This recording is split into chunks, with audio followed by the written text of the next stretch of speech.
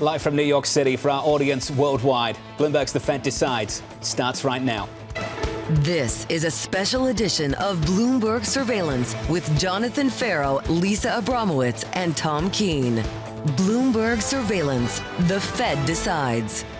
Live from New York City this afternoon. Good afternoon. Good afternoon. For our audience worldwide, that decision, 27 minutes away. It's not about if they cut, it's how much they cut by, 25 or 50. And how do they signal the path ahead? Do they give a sense of a neutral rate that might look a little bit lower than what we have seen before, given the composition, given some of the pressures, and how do they understand the dueling mandate of inflation versus the labor market? You're way too market? technical for me. To me, it's just absolutely historic. I mean, John, you and I, the ECB emailed us one day with a love note Snooze saying fest. snooze fest. It's not. There's never been a meeting like this. That's all there is to it. This goes back to McChesney Martin in 1951. There's nothing sleepy about this one. Three-part act, statement, forecast, news conference. Can this Fed meet this market? This market has priced in a much greater degree of rate cutting, not just at this particular year, maybe not at this meeting, but throughout the year, maybe 3 rate cuts, but also this question of the terminal rate. Let's start with this market. Equities doing nicely since the Fed last met, just off all-time highs on the S&P 500, negative this afternoon by just 0.1%. In the bond market, this is a very, very different bond market compared to where we were when the Fed last met. That 2-year was closer to 4%. This afternoon, 3.53. That 10-year, closer to 4.50. This afternoon, closer to the 3s. Yeah, and do we see a ratification, as you say?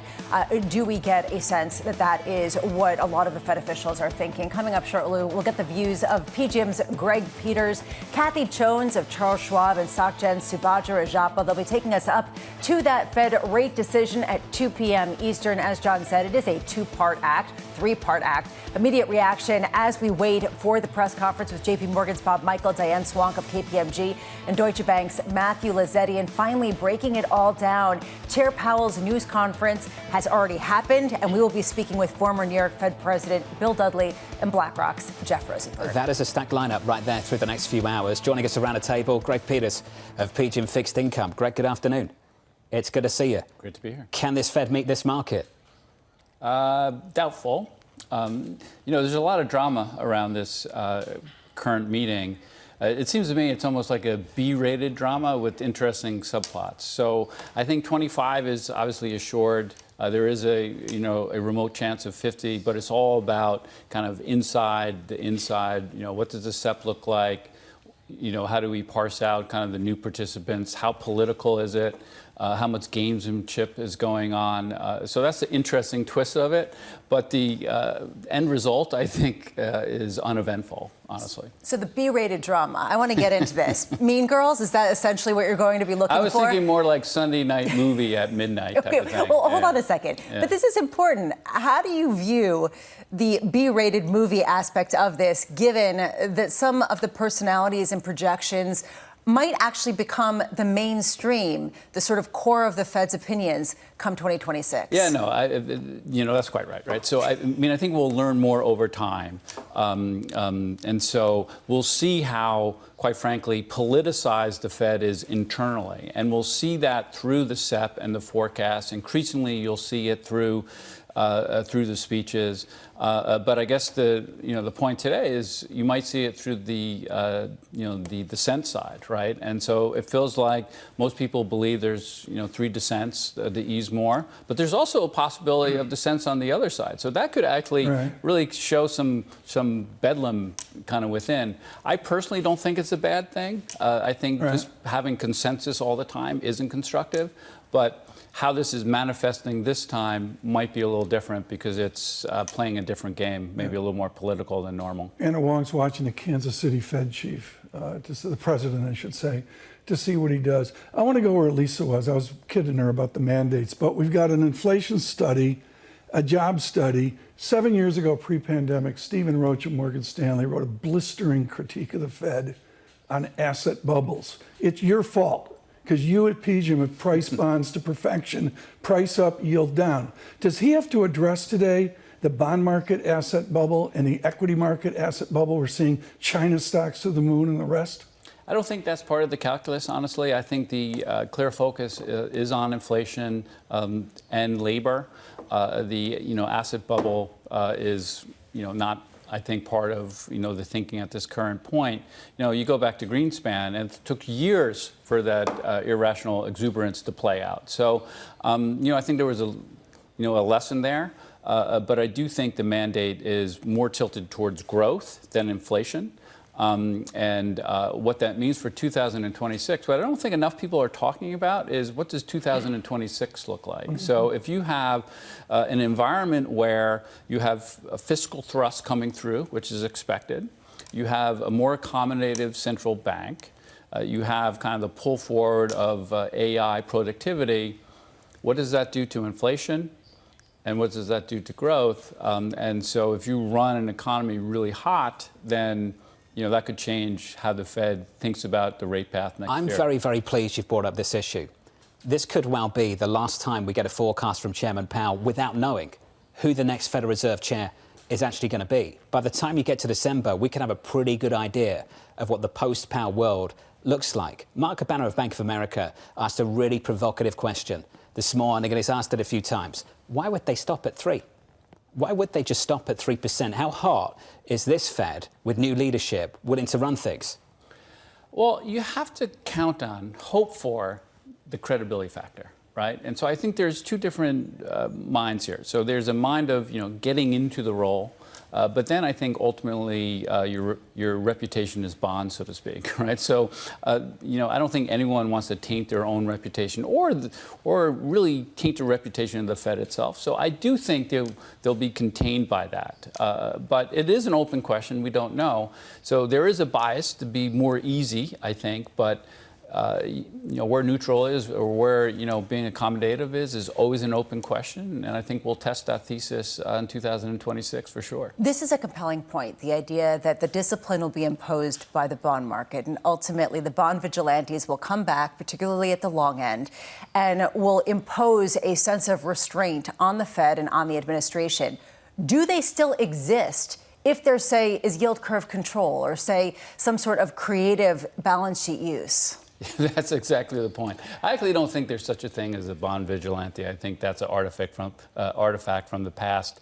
But I think from a bond investing standpoint, it is really difficult to lean in continuously into the steepener view because of that risk, right? That risk of changing the issuance in the back end, doing buybacks, some form of financial repression. And so it's a very, treacherous place to be given that. And that is why the U.S. has kind of outperformed other global markets because of that. They've done a better job on the debt management front, number one. And then number two, investors have a keen eye on changing that dynamic to keep back-end yields down. The inflation-adjusted rate is a residual. Sometimes it's hard to guess. We've had the 10-year real yield come down. I'm going to call it at the bottom of the range. You're the pro on this. What is the significance of, with the chit-chat today, we get a real yield that really breaks down? I mean, real yield is an interesting measure, right? One measure, high real yield means like that's a very good growth environment. That's one that you should do well in from a risk standpoint. Post GFC, it was inverted and perverted in a way where negative and low meant it was good for risk taking. So I think we're in a much more kind of normalized zone, which is to say, having real yields, kind of the 1% type of zip code is where we're supposed to be. I think that's a truer measure of economic activity than the previous kind of regime. We've got about 60 seconds left in this segment at least, and we can continue this conversation.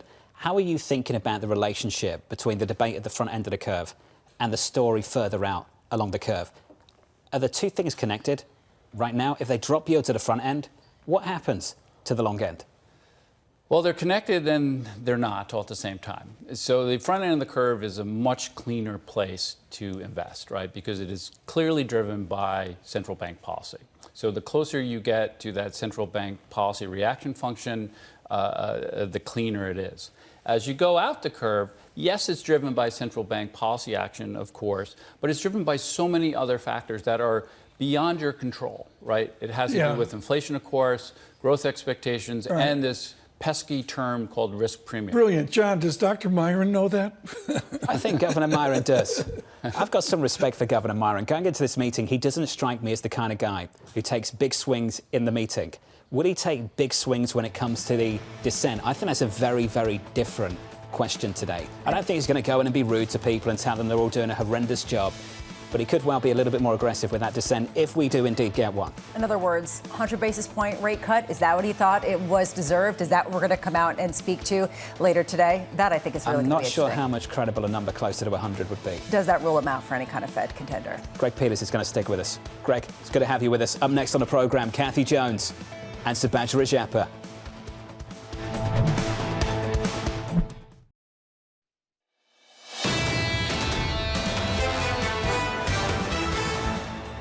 It does look like the Fed will cut 25 basis points. A 25 basis point cut. If they do 25 bips or if they do even 50, the market should be able to take it. The Fed will still probably be looking for 2 cuts this year. 3 cuts this year and more to come next year. Somewhere between 5 and 6 25 basis point cuts out to 2026. If you continue to see this kind of momentum on the labor market, to get several more cuts in the back half of the year. There are signs that you'll continue to see that weakness in the labor market data. If you look at the trend, it's weakening. In the balance, the Federal Reserve will look at the labor market for now, but they have to keep one eye on inflation. Chair Powell better sound relatively dovish. He's going to provide very limited guidance. The decision 15 minutes away. The consensus view, a move of 25 basis points. 2 outliers. SocGen, Standard Chartered, looking for 50 in about 15 minutes' time. The scores into it look like this on the S&P 500, not far off all-time highs. We're down 0.1% this afternoon. In the bond market, 2s, 10s and 30s shaping up as follows.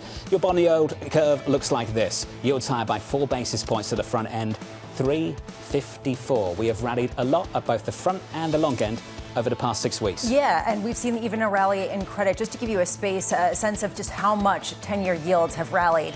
They are down from 4.37% as of July 30th, the last Fed meeting. They are now at 4.03%. Just giving you a sense of that momentum. A couple days ago, we popped 3.99 in the 10-year, and this morning we made a dash toward just for a cup of Sanka. But the answer is yield space is moving. Greg Peters is exhausted. Go further out. Go to 30s. Only a few weeks back, we're at about 5. Yeah. Come all the way back down towards 4.5%. And the way the curve has evolved through August into September. August, we had a bull steepener, big rally at the front end. September, it's been completely the opposite. We've had a bull flattener led by the long end. And the reason for it has been different depending on the person you've spoken to. Some people say it's because of the threat of yield curve control or some sort of machinations in the balance sheet. Other people saying, look, if you have all these people in cash, you cut rates, well, they want to lock in that yield, so they're going to go out the curve. That's a new argument, and we're hearing it more. Joining us now to discuss, Kathy Jones of Charles Schwab, Greg Peters of PGIM Fixed Income, still with us. Kathy, let's start with expectations. What are you expecting in about 13 minutes' time? Yeah, we're looking for 25, which is the consensus. I guess there's an off chance it'll be 50, but given that inflation is still pretty high, I think it's going to be difficult to have a really aggressive rate cut at this stage of the game, even though the labor market's showing signs of deterioration. An unemployment rate in the low 4s is still not that far from what's considered full employment. And then you've got inflation at 3-ish and edging higher. It's very difficult to make the case for 50 in this environment unless you have a really negative view of where the labor market's going. Given that backdrop, Kathy, why do you think there's been such a rally in the long end of the yield curve since the last Fed meeting? Well, we've had the rally because the expectation, we've had weak economic data and we have a greater expectation for rate cuts. And so, the market has a lot of rate cuts built into it out to 2027. So the long end's been pulled down by that. But I would point out that the curve is still steep and steepening. We're still looking at a steeper curve as we go forward, even if it's somewhat lower rates. I don't know that the long end can kind of get out of its way if we still have inflation pushing higher, and the dynamics behind inflation are still not great. Kathy, what's your action plan to put cash to work? I understand we're before the meeting. Let's go after the meeting, but let's take it out to into next year as well. What's the Kathy Jones action plan given Fed chaos? Well, we're hoping people aren't too heavily in cash at this stage of the game because we've been encouraging them to be intermediate term on the curve and up in credit quality. And I think that is still our plan. We'll see how Fed policy evolves. We'll see how the economy evolves. But we're really looking for a fair amount of volatility going forward. There's a lot of things on the horizon policy-wise that can shake up the market. So we don't want to go super long, but we don't want to sit in cash because I think the bias is still to cut rates. Greg Peters, let's get to you on some of this. Why are so many people so comfortable just sitting and waiting in the belly of the curve?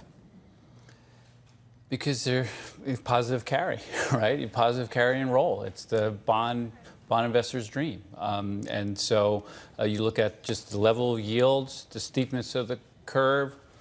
It's it's a very good environment for just being in bonds, and I would say that's a global story, just not a U.S. story. So I don't think the bond quote unquote bull market goes away. I think it's a very robust environment for bonds. One point I want to just make though, just on volatility. Sure. What's really important to watch is the trend in volatility. Typically, what you see as the Fed enters an easing cycle, volatility broadly comes down. It pulls volatility down. So if you actually see vol actually move higher in this rate easing cycle, that could be a sign that there's concerns around, Fed independence, risk around the economy, all these other types of things. So it's something to watch for. It sounds like an arcane part of the market, but it's a really important one to get a view into. Greg, how crowded is the long bond right now? The shorts were pretty crowded, and they got stopped out, and that was probably a significant part of it. At this point, how balanced is positioning? Yeah, so positioning is much more balanced. So you're quite right. The move was around positioning, right? I think at the end of the day, we're fitting a narrative to the positioning trade more than anything else. But the positioning side is much cleaner. As a consequence, I think there's room again for the curve to kind of gently re-steepen here. But positioning has played a part. It will continue to play a part. And so this is how we invest these days. Kathy Jones, are you writing a strategy as a Fed cut? Is it one-off or is a series of rate cuts on the edge of Greenspan? What strategy are you writing right now? Yeah, we do think there'll be a series of rate cuts, but we're not expecting the cycle, so much as we can tell at this moment in time, to be as deep as the market has priced in. So, and that's because our view on inflation is that it's going to remain stubborn because of tariffs, because of immigration policy, you name it, there are a number of reasons. And so we're looking at a series of rate cuts, but not as deep as what the market has priced in. Another reason we're being kind of cautious and anticipating volatility is because we think the market's gotten pretty far ahead of where the Fed is likely to go. And then you add in all the uncertainty about who's running policy at the Fed and the future, and it becomes a stew pot of factors that could cause vol to pick up. And this is something Brian Moynihan was essentially alluding to earlier on this morning, that in 2026 you could have a sticky inflation story that may constrain that easing bias of the Federal Reserve. Yeah, speaking not only to Brian Moynihan, but all of the people under him and the acceleration you're seeing in consumer spending, and then speaking to Scott Kirby over at United and hearing the same thing, this reacceleration in consumer spending, it doesn't scream some sort of slowdown or recessionary condition. They're talking about resilience. We're talking about an equity market near all-time highs, investment-grade credit spreads near multi-decade tights, and yet we're having a conversation about whether this Fed, in 7 minutes' time, will cut interest rates by 25 basis points or 50. Subhadra Rajapra of SocGen is with us now for more. Subhadra, I want to get to you on that. The 50 basis point view, is that what you and the team are looking for, and ultimately why? So I think the spirit of the call from our economists is the fact that given the information we have on the job market, and the revisions, quite dramatic, the Fed has some catching up to do. So the idea is that the Fed is going to have to front load some of these cuts between now and the end of the year. So whether it's a 50 basis point cut at the September meeting and then another 25 basis point cut or a series of 25 basis point cuts, these cuts coming earlier and sooner makes a lot more sense given the fact that we now know that there's a decent amount of weakness in the labor market.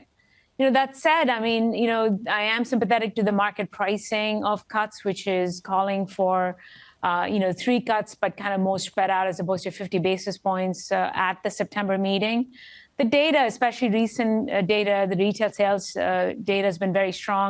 And outside of the labor market, most of the other data points that we've gotten, ISMs, et cetera, have also been somewhat surprising to the upside. So given the fact that the economy is in a relatively good spot, the Fed does have a little bit of luxury in spreading out those cuts.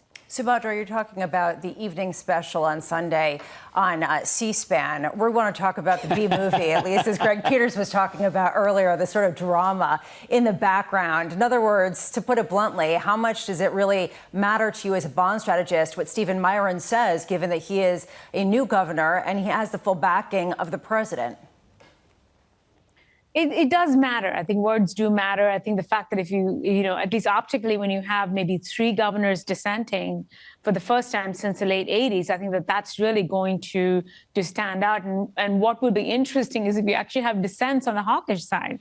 And that'll really make the meeting very colorful. I mean, if I could, I'd love to be a fly in the wall in these discussions over the last couple of days.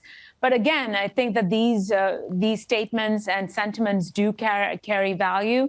I think broadly speaking, I think that's what the market's trying to suss out as well. Because if you look into the end of next year, you're looking at pretty decent amount of cuts being priced in. So the market is assigning a higher probability for a much more dovish Fed committee, FOMC committee next year. So, Badra, Societe Generale is a Paris bank in a nation in a complete, total uproar. We all know the French story, the politics and all. This Fed meeting is invaded by politics. Does Jerome Powell have to speak to the non-financial America out there? Yeah, he always does. I think that the messaging has always been very clear and simple. They do look at policy for all Americans, all sectors of the economy. They are going to take into account that there are certain sectors of the economy that are particularly coming under, pressure, especially if you look at, the employment side of the picture.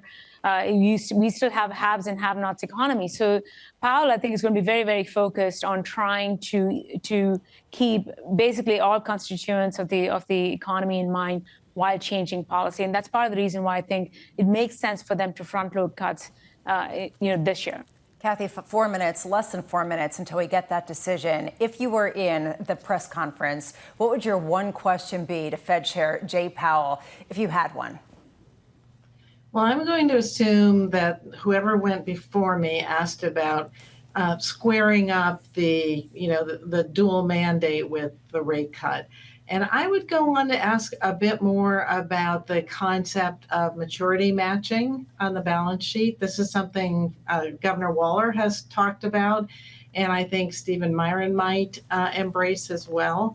And I think that has some implications longer term for how the Fed proceeds and how the market develops. So I would definitely ask that question if I had the chance. Balance sheet management, Bramo, keeps coming up, doesn't it? Yield curve control, right? All of these things, these questions keep coming up. Yield curve control under another name. I mean, people start tuning out and they hear, tweaking the balance sheet and maturity matching. That is another way of backdoor yield curve control that a lot of people are trying to understand. Kathy Jones of Charles Schwab, Subhadra Japa of SocGen, to the both of you, thank you. That decision is about 2 minutes and 30 seconds away. We've talked about this 3-part act. We got a statement, the forecast, the news conference. Let's just sit on the forecast. The Federal Reserve has to project and forecast not payrolls, but unemployment. And going into this, I wonder if we're going to be surprised more by how much the SEP changes or by how much the SEP actually remains the same. How much can these forecasts around things like unemployment for inflation actually change? And that's what's interesting about the moment. Typically, when the Fed is projecting more interest rate cuts, you'd expect a big downgrade to growth. You'd also expect an upgrade to unemployment. We might not get that in 2 minutes' time. Especially given the fact that we're at a pretty neutral pace. Just taking a look at where we were, the projection was for 4.5% at the end of this year in terms of an unemployment rate and a 3.1% core PCE. It wasn't expected to shift that much on either front over the following couple of years. Jon, I think what you bring up is a really, really important point. What confidence do we have in our guesses out to June of next year, December? Liz Ann Saunders had the map of the day. It was household insurance across America. Let me tell you, half of America is flat on their back with fixed costs surging. This is the question, I think, for the committee today and for the news conference, too, for Chairman Powell. And there was a key difference between how he addressed this question in July and how he's thinking about it over at Jackson Hole in August. What is anchoring your view on the labour market right now? Is it the unemployment rate? Is it measures of slack? Or is it payrolls growth? Because the Chairman Powell of July was very different to the Chairman Powell of August, who said that it was really important back in July to look at the unemployment rate and then the payroll's headline figure. The problem is, right now, people really dispute the idea that we have the same kind of labor market that requires the 150, 200,000 jobs created per month, and that this is more of a 50,000 a month kind of break-even rate that we should be looking at. Do you get lulled into a bigger conversation, a bigger decision than you otherwise would have made? And that's something that this Federal Reserve has to confront today and for the next several months. That decision is 20 seconds away. The question is not if they'll cut interest rates. The question is by how much, 25 or 50, and how much can you project in the guidance, the forecast? Equities going into it just about unchanged on the S&P 500. In the bond market, 2s, 10s, 30s look like this. Your two-year bond yield up by 3 basis points with your Fed decision. Here is Mike McKee. The answer to your question, Jon, is a 1/4 percentage point cut as expected. But Fed officials also see 2 more cuts this year in October and December, according to the new dot plot. There was one dissent, and that is from Stephen Myron, the Trump representative on the board, who wanted no cuts this time. He wanted, rather, 2 cuts this time, 50 basis points.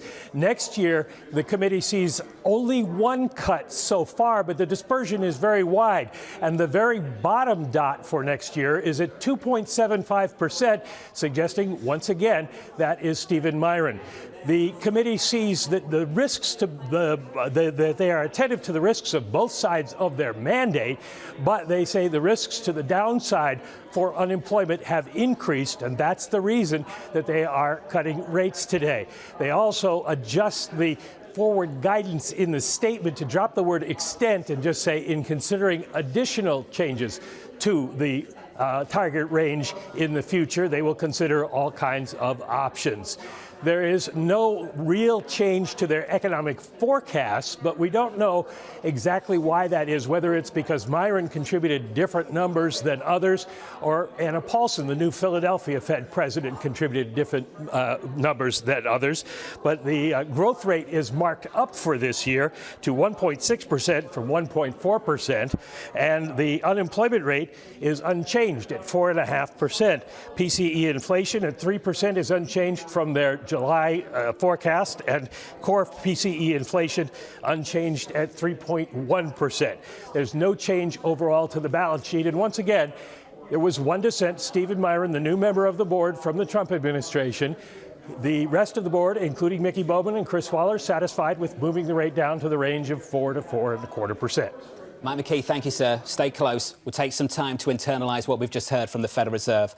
A lot of information. Equities off the back of it, still just about positive by 1/10%. In the bond market, yields just a little bit lower at the front end of the curve, down by 2 basis points on 2s to 348. And foreign exchange, some euro strength, some dollar weakness. We approach 119 on euro dollar, which is its own story, which we'll get to later, 118.84. I want to do a couple of things. Let's take the forecast and just focus on 2025 and 2026. And I just want to focus on where the projections were in June and where they are now, and just go through this piece by piece. For GDP, compared to June, that's an upgrade for this year and for next year. For the median dot, we've gone from 3.9 in June down to 3.6 for now, so we're looking for another 2 cuts. For next year, we've come down from 3.6 to 3.4. And PCE has remained pretty stable, I've got to say, for this year. For next year, they're looking at around 2.6%, up from 2.4.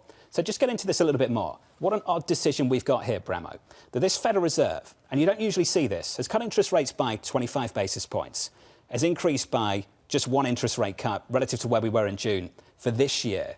At the same time, they've upgraded growth, kept unemployment basically unchanged, and basically projecting CPI to be sticky and close to 3%. And saying in their statement that inflation has moved up and remains somewhat elevated, as their SEP, their Statement of Economic Projections, suggests.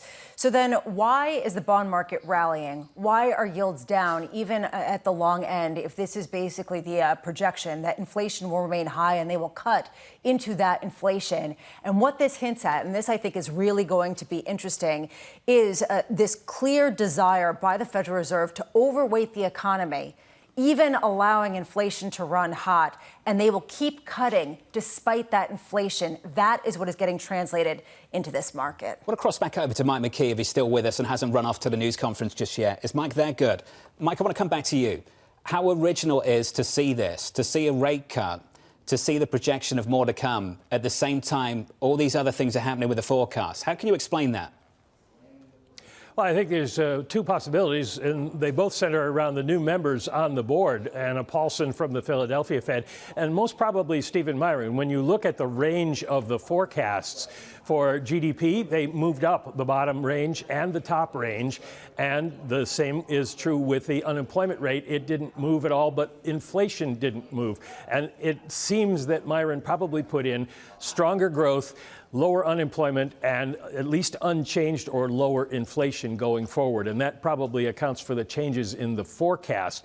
What's really interesting is the wide dispersion in 2026 dots. There's clearly no consensus yet on how many rate cuts they're going to want to see, except Mr. Myron thinks rates will go down to the 2.5% to 2% range. Mike, I know you've got to run, but when you go into that news conference, you're starting to think about questions already. What do you want to know from Chairman Powell? Well, I think you guys were phrasing it well there in your reaction. If inflation isn't going down, then why are you cutting rates is sort of a basic fundamental question here. Mike McKee with the latest. You get ahead to that news conference. It starts in about 25 minutes' time. So we got 25.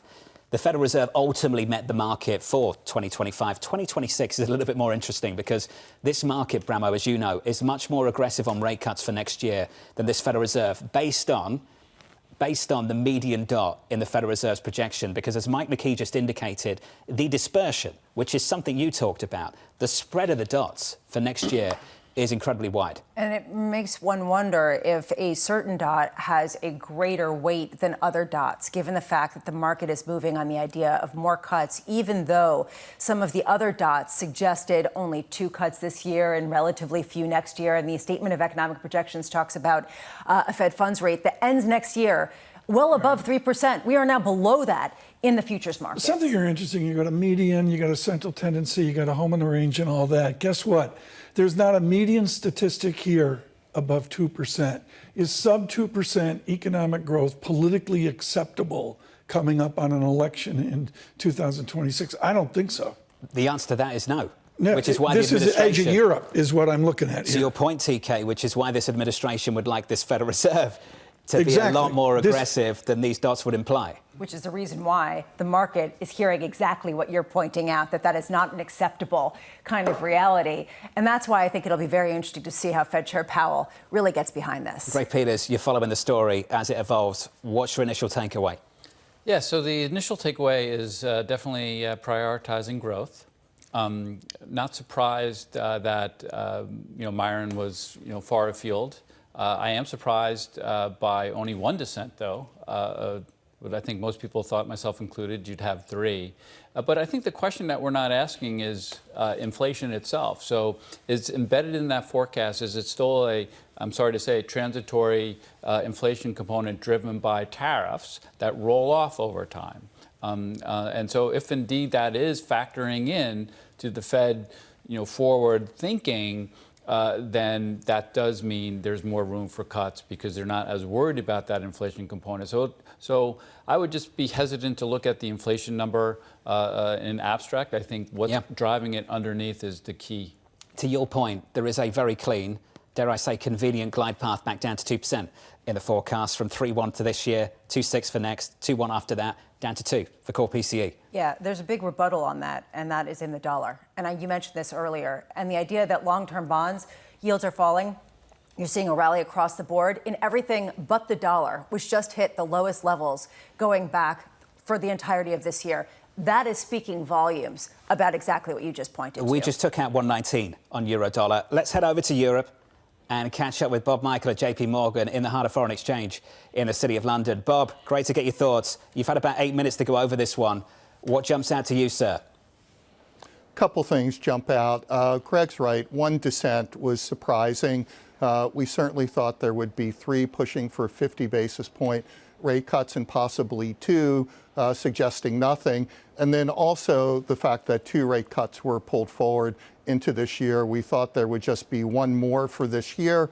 So more or less where we were last time.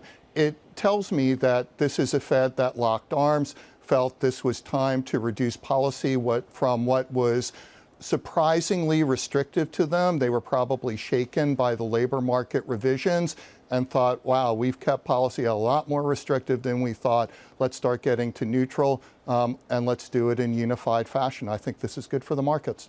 Bob, good for the markets. Let's talk about which ones. It might be good for risk assets. How much can this keep being supportive for long-term bonds, given that theoretically higher inflation would come on the heels of a prioritization of growth, and typically higher inflation is bad for long-term bonds? Well, I wonder if the indication of higher inflation is just a suggestion to us not to expect 50 basis point rate cuts in here, but 25 perhaps every meeting for the next few meetings. Maybe they don't get down to 3% right away. They pause somewhere around 3.5 either side of that. I get that. I'm sort of with the Fed. We don't really know the shape of inflation until we see the final shape of tariffs. Right now, the evidence is pretty good. Businesses have absorbed some of it, and the consumer hasn't really pushed back all that much. And there's been signs of disinflation. So I'm not that concerned about inflation. Bob, your colleague Michael Ferroli made global headlines a long time ago talking about a sub 2% potential GDP. Without COVID, tri-stimulus, and all the rest and the legislation, these median growth estimates today, do we have to get used to this? Sub 2% real GDP? It doesn't feel like we're going to have to get used to it. It feels like we live in a world where policy will be generous on the accommodative side, both fiscal and monetary. We're looking at dots now, but we also haven't weighed in. Forget about tariffs. The One Big Beautiful Bill Act, that starts to hit in earnest in the first quarter. So I wouldn't be surprised to see GDP estimates go up next year. For those of you just tuning in, about 10 minutes ago, 11 minutes ago, the Federal Reserve made the decision to cut interest rates by 25 basis points. There was one dissent, an individual looking for a 50 basis point cut. That was the newly minted Governor Myron, sent over from the White House. Does he have a business card at the Federal yet? Reserve. I want to get to something, TK. Check this out.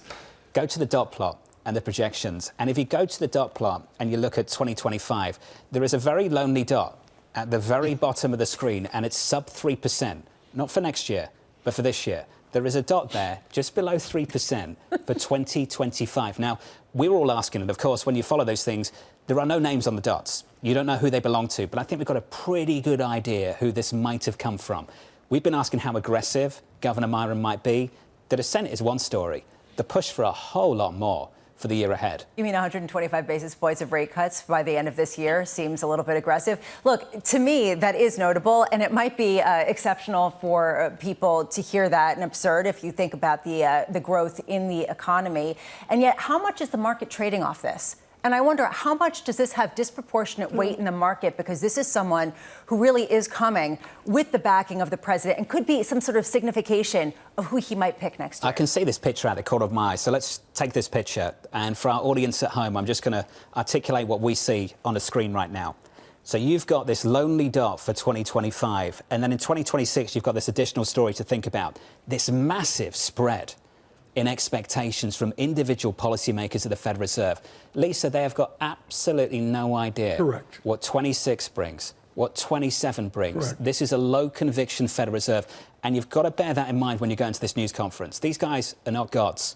They haven't got crystal balls. They are clueless going into next year. We're all clueless. And when we were speaking today to some of the heads of retail banking, what we have seen is retailers themselves don't know how much they can pass along inflation, how much there will be this elasticity in terms of demand. Greg Peters is not clueless. I'm looking at the Bloomberg Total Return Corporate Index, and it is a miracle price up and yield down. Do you predict that we will see these acclaimed indices, the Lehman, Barclays, et cetera, now the Bloomberg Total Return Index, they're going to break through and go through the highs of pre-COVID? I mean, we can have a new low-yield regime that we just didn't think would occur. I don't think so. I think that's heroic. I think the world has changed post-COVID. I think the environment of zero interest rates, negative interest rates will continue to be looked back on as a bad idea. That drove those rates to those levels. So but I don't think can we go on the edge of Myron? I guess that's the question. Can we find that dot? I don't think you can get there without a recession, honestly. And I think it's important to remember, the starting place is above neutral, right? So we're not even at the top of neutral yet. Yeah. So, the Fed still has room. They still can get to 4%, and they're neutral, right? And so we have a long way to go. As you get much lower, though, that's where things become really quite accommodative, and I think that's a different question. So I think we're all kind of hot and bothered by this move, but the truth of the matter is we're not in neutral territory yet. In some ways, this was the easy decision, and every decision after this gets a little bit harder. In equities right now this afternoon, equities rolling over on the S&P 500, so negative now by about 0.25%. Check out the Russell, up by 1.24%. The rally for small caps continues. Bond yield still a little bit lower at the front end, lower at the long end. 30s are down by 3 basis points. 2s are down by almost 2 basis points. We've got Bob Michael at JP Morgan still with us. Bob, I want to come back to you. You've just heard from a Federal Reserve. And I don't know what we get in the news conference, but let's just go with what they've told us so far. They're telling us we can upgrade growth, not bring down the projections for inflation, and ultimately offer you more rate cuts. How bullish does that make you as a bond investor? Aren't they magical? It's all dependent on their policy. If they bring rates down to where they say they're going, they think they are going to cause greater growth and maintain stable inflation. Look, I think there are so many policies in flux on the fiscal side that we don't know yet. I think what we do know is that the labor market was starting to struggle by a greater degree than we all had thought. And we saw that revision and went, and it's time to start relieving some of the pressure on corporate America now. John, it's 2:16. We've yet to mention tariffs. I find that extraordinary. So I'm pleased you've brought this up, TK, because I think still a lot of people are talking about the tariffs of April as an event and not a process. And I think it's far more important to be open-minded about the process and the potential of pass-through still to come. We know based on the data so far that we aren't seeing the exporters drop prices aggressively. You can see that in import prices. We know based on the data so far that a lot of companies domestically are absorbing this on margin. Right. What we don't know is whether they pass on those costs in the next several months and change this inflation picture entirely. Exactly. And when I look at the Excel spreadsheet from the Fed here and the sub 2% growth, my question is, are we seeing a decline in purchasing power? And that's why you see, the curve coming down and yields coming down right now. I think what we've seen, Tom, without a doubt, is that we've seen a massive step down in payrolls growth. That has clearly spooked some members of this Federal Reserve. But Lisa, I think it's key to point out, not all members of this Federal Reserve, that some members of this Fed will still be anchoring their labour market view around what's happening with unemployment, which has been pretty stable through all of this, through the whole of this summer. And look at the forecast from the Fed. They're still forecasting pretty stable unemployment, around 4.5%. Yeah, which is the dispersion. And going back to that is the reason why I'm struggling to interpret the move in markets right now. Because is the market taking their guidance on Myron or on the idea that there are Fed officials who are pushing back and saying, actually, we need to be tighter? Right now, is this a trial balloon for what it would be if there was a Fed that was being more aggressive? Or are we not there yet? I mean, that I think is going to be a tell in terms of, does the bond market behave if it believes that a Fed is willing to really prioritize growth in a significant way over inflation? Hey, Bob, good to catch up as always. Bob Michael there of JP Morgan. Lisa, let's turn to Diane Swong of KPMG. She's standing by. Dan, welcome to the program. So much to process here going into this news conference in about 12 minutes' time. What's your number one issue going into the presser? Well, first of all, it's really clear that Powell corralled the cats, and I assume that Waller and Bowman did not dissent in part because of the strong retail sales data, which also revealed inequality and something else that's going on out there, and that is that spending on restaurants went up after adjusting for inflation. Spending at grocery stores actually fell after adjusting for inflation in the retail sales numbers. And so you've got this sort of, the K-shaped economy we keep talking about, the bifurcation, but that masking the underlying weakness in lower and middle income households. So this was clearly an acknowledgement that, yes, the labor market has weakened and they want to shore up the labor market. What surprised me as well was that we had heard the Fed talk about a reduction in what they thought the neutral rate was. Powell had referred to that there had been some discussion about that in previous meetings. That did not show up in the forecast. And I think that's important as well because they're removing restriction now. It's not just calibrating down because the neutral rate has moved down. They're trying to say, listen, we're removing some restriction, acknowledging the weakness in the labor market, want to shore up the labor market. But if you really do read this sort of through to next year with a major change in leadership at the Fed, you could have a situation where you overstimulate and get a more pernicious and self-fulfilling prophecy on the fact that consumers and firms now expect inflation to be higher. And I think what the Fed is struggling with is that consumers are also telling them in their own surveys that the job market's the worst it's been on record since 2013. That's something that has got to have startled the Fed as well. Diane, this is without a doubt a very confusing economic time. It's also a very confusing time when it comes to the Fed's reaction function. Do you have a clear sense of how the Fed is going to prioritize incoming data, whether it's retail sales or jobless claims or whether it's the payrolls report, and decide how much to ease? It's really hard. This is, it's one thing for the Fed to have forecast the stagflationary mild bout of stagflation that they did since March, that's gotten more stagflationary over time. That was hard to forecast. It's another thing to live it in real time. And that's what we're doing. And unfortunately, it is very hard to not, you have to shore up the labor market a bit. That said, right. You don't want to remove so much accommodation that you allow these waves, as we heard earlier. I mean, the idea that these are an uneven rollout of tariffs, so it's not just one and done. And Powell was careful in his Jackson Hole remarks on that too. It's not all at once. It's coming in waves. That reinforces the idea that we're going to normalize inflation, which becomes its own self-fulfilling prophecy. And the Fed really has to be quite cognizant of that. And Diane, in the study of Michigan, Chicago, and down south down the Mississippi River, the mail I get is people are flat on their back in this K-shaped economy. How does Jerome Powell address the have-nots of America? They don't have AI. They didn't buy NVIDIA like John 3 years ago. What do we do with the people that aren't participating in the system? Well, it's really the inequality is getting worse. We know that. Actually, Moody's just came out with an updated estimate on some of the inequality. And, the top 3.3% of households are really doing really, really well. The top 20%, a little bit better in terms of gaining spending since 21 relative to inflation. The rest of the economy, the bottom 80%, pretty much flatlining it since after adjusting for inflation on their spending patterns.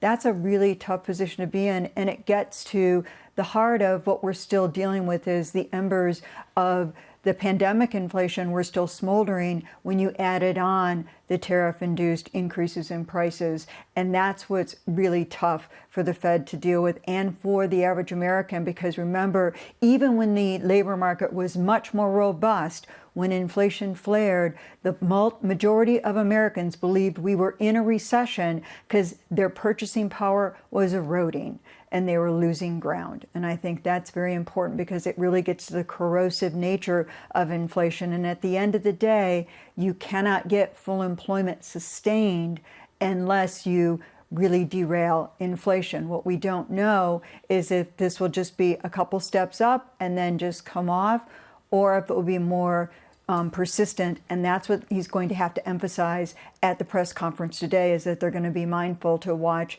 what's coming on in terms of how persistent the inflation becomes and how much inflation expectations, to get jargony, get unmoored. NVIDIA, that's my biggest position, TK, at Hindsight Capital. You killed it. I wish. You just killed it. Diane Swank of KPMG. Diane, thank you. Appreciate it. Matt Lazzetti of Deutsche Bank standing by. Matt, welcome to the programme. What an interesting forecast mix. More rate cuts in our future. Growth apparently OK. Unemployment not a problem. Explain that one, Matt. Yes, I think for the near term, it's pretty clear. They talked about increased downside risk to the labor market. And so this is all about risk management. It's not about modal forecasts at all. As you noted, growth is stronger, the unemployment rate unchanged for this year, inflation unchanged for this year. You can see it at the back of the SCP, their forecast. There was a little bit of a shift in the distribution of risks. Those officials that are more worried about downside risk to the labor market, less officials that are more worried about upside risk to inflation. It's basically in line with what we were anticipating. The Fed shifting in a little bit more dovish direction today. Close call on the 2 versus 3 dots. I think the key question for Chair Powell is how much does he lean into the near-term signal of cutting at each meeting this year? Do you get a sense, Matt, of how much the reaction function has shifted? John's done a really great job of talking about how from July to August, there seemed to be a shift from the unemployment rate to the headlines payrolls report. Do you have a sense of just how tolerant this Fed is going to be of inflation well above 2% for years on end and keep cutting?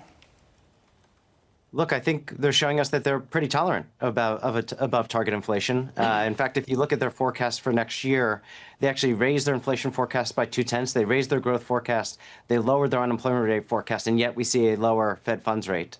I think the reality is we are now projecting at 5+ years of inflation being at least 50 basis points above their target, and yet they are cutting rates into that environment. So I think it's a Fed where, as long as there are no worries about the labor market, they can be hyper-focused on inflation.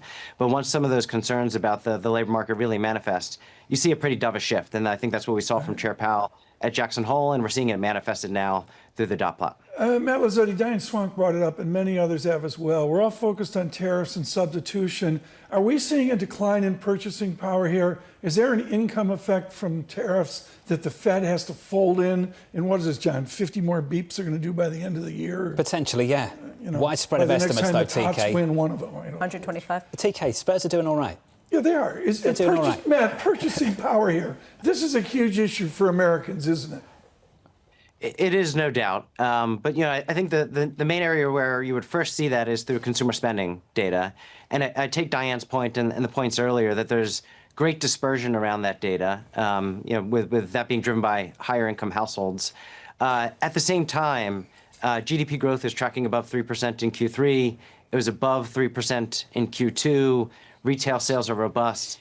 CapEx growth was strong. So I think it's a Fed where, even if you are seeing it eat into disposable income growth, consumer spending growth in the aggregate is strong, and monetary policy has one blunt tool, which is the Fed funds rate. So really, they're not apt or really able to get at a lot of those distributional issues. I think Chair Powell and the Fed would probably tell you that is more up to fiscal policy, tax and spending policies that we would see from the administration. So I don't think that this is really about trying to alleviate some of those distributional concerns.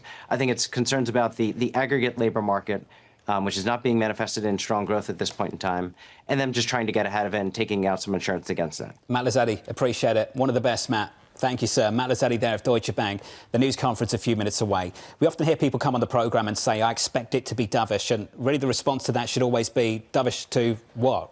Relevant to what? Relative to who and what and where? Relative to the market, this isn't dovish. Of course, we were looking for really bullish expectations for rate cuts in the next 12 months or so. But it's their own forecasts that make this dovish. The fact that the Federal Reserve is coming out and telling you, you know what, Lisa, next year, I expect a better picture for growth. I expect a slightly higher inflation print than we did a few months ago. But you know what? I give you some rate cuts to the mix as well. That's basically what the Federal Reserve has communicated in these forecasts today. Yeah, the currency markets are hearing that loud and clear, and I think that is the biggest tell, and I keep going back to that with the Bloomberg Dollar Spot Index now at a new post-2022 low. We have seen it completely weaken, fall versus some of its counterparts. Why? Because of this prioritization of growth over inflation by the FOMC and a reiteration of that in this SEP. Greg, I got to ask you a basic question. You've been doing this for a few years. When you read sell-side literature right now, economic think tank literature, Can you trust the forecasts? Well, yes. I mean, I think forecasts are always fraught. The dot plot is no different than a sell-side forecast. It's not like they come with any additional information. But I think in this particular period, when there's so much going on, and I hate the word uncertainty, but it is the right word. I mean, we've been talking about tariffs as an example. We have a Supreme Court decision coming. We don't know what the shape of tariffs is going to look like after that, just as one example. So, so it's a really difficult environment. So you should expect to see more dispersion. What the markets are trying to suss out, what I'm trying to suss out is what's real and what's political. And I think that's an open question, and time will tell on that front. Is the political real? Well, the political is driving the real. They're going to be the same thing next year, aren't they? Yeah, no, absolutely. And I think this is the world, or this is the investment realm that we have to deal with. And so it's not going to change anytime soon. But this was an incredibly dovish SEP and dot plot, and the markets are responding in kind. We don't know for sure who that dot actually belongs to at the Federal Reserve. You can have a decent guess. Come on. Sure. They're not going to tell us. But here's my point. I bet you $10. It would be a mistake, I think, to say, that's Governor Myron, it does not matter. Isn't that a hint, a flavour of what could be coming further down the line in 2026? Isn't that ultimately what the Fed share dot could look like in the next 12 months? This is the reason why I do believe, based on the market activity, people are putting a disproportionate amount of weight on that dot and on the view, on the dissent, because it is a flavor of who that new Fed chair could be. We're close to Powell coming out as quick as I can. The markets will police the politicians in Washington. TK, you say that. Look at what this Fed's just done. It's revised higher its inflation forecast and just cut rates. But we are, as he correctly said, Greg said, we're above the neutral rate substantially. They got wiggle room here. This decision is the easier decision. Without a doubt, we're on the same page on that front. But if anything, you could talk about this Federal Reserve falling into the hands of political actors. This Federal Reserve hasn't hit its inflation mark for years, led by the chairman of the Federal Reserve, Jay Powell, who stepped into the room. Let's take a listen to the chairman of the Federal Reserve.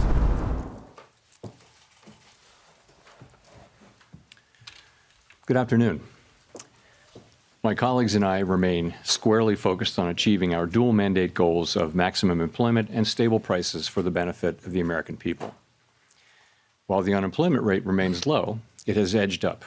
Job gains have slowed and downside risks to employment have risen.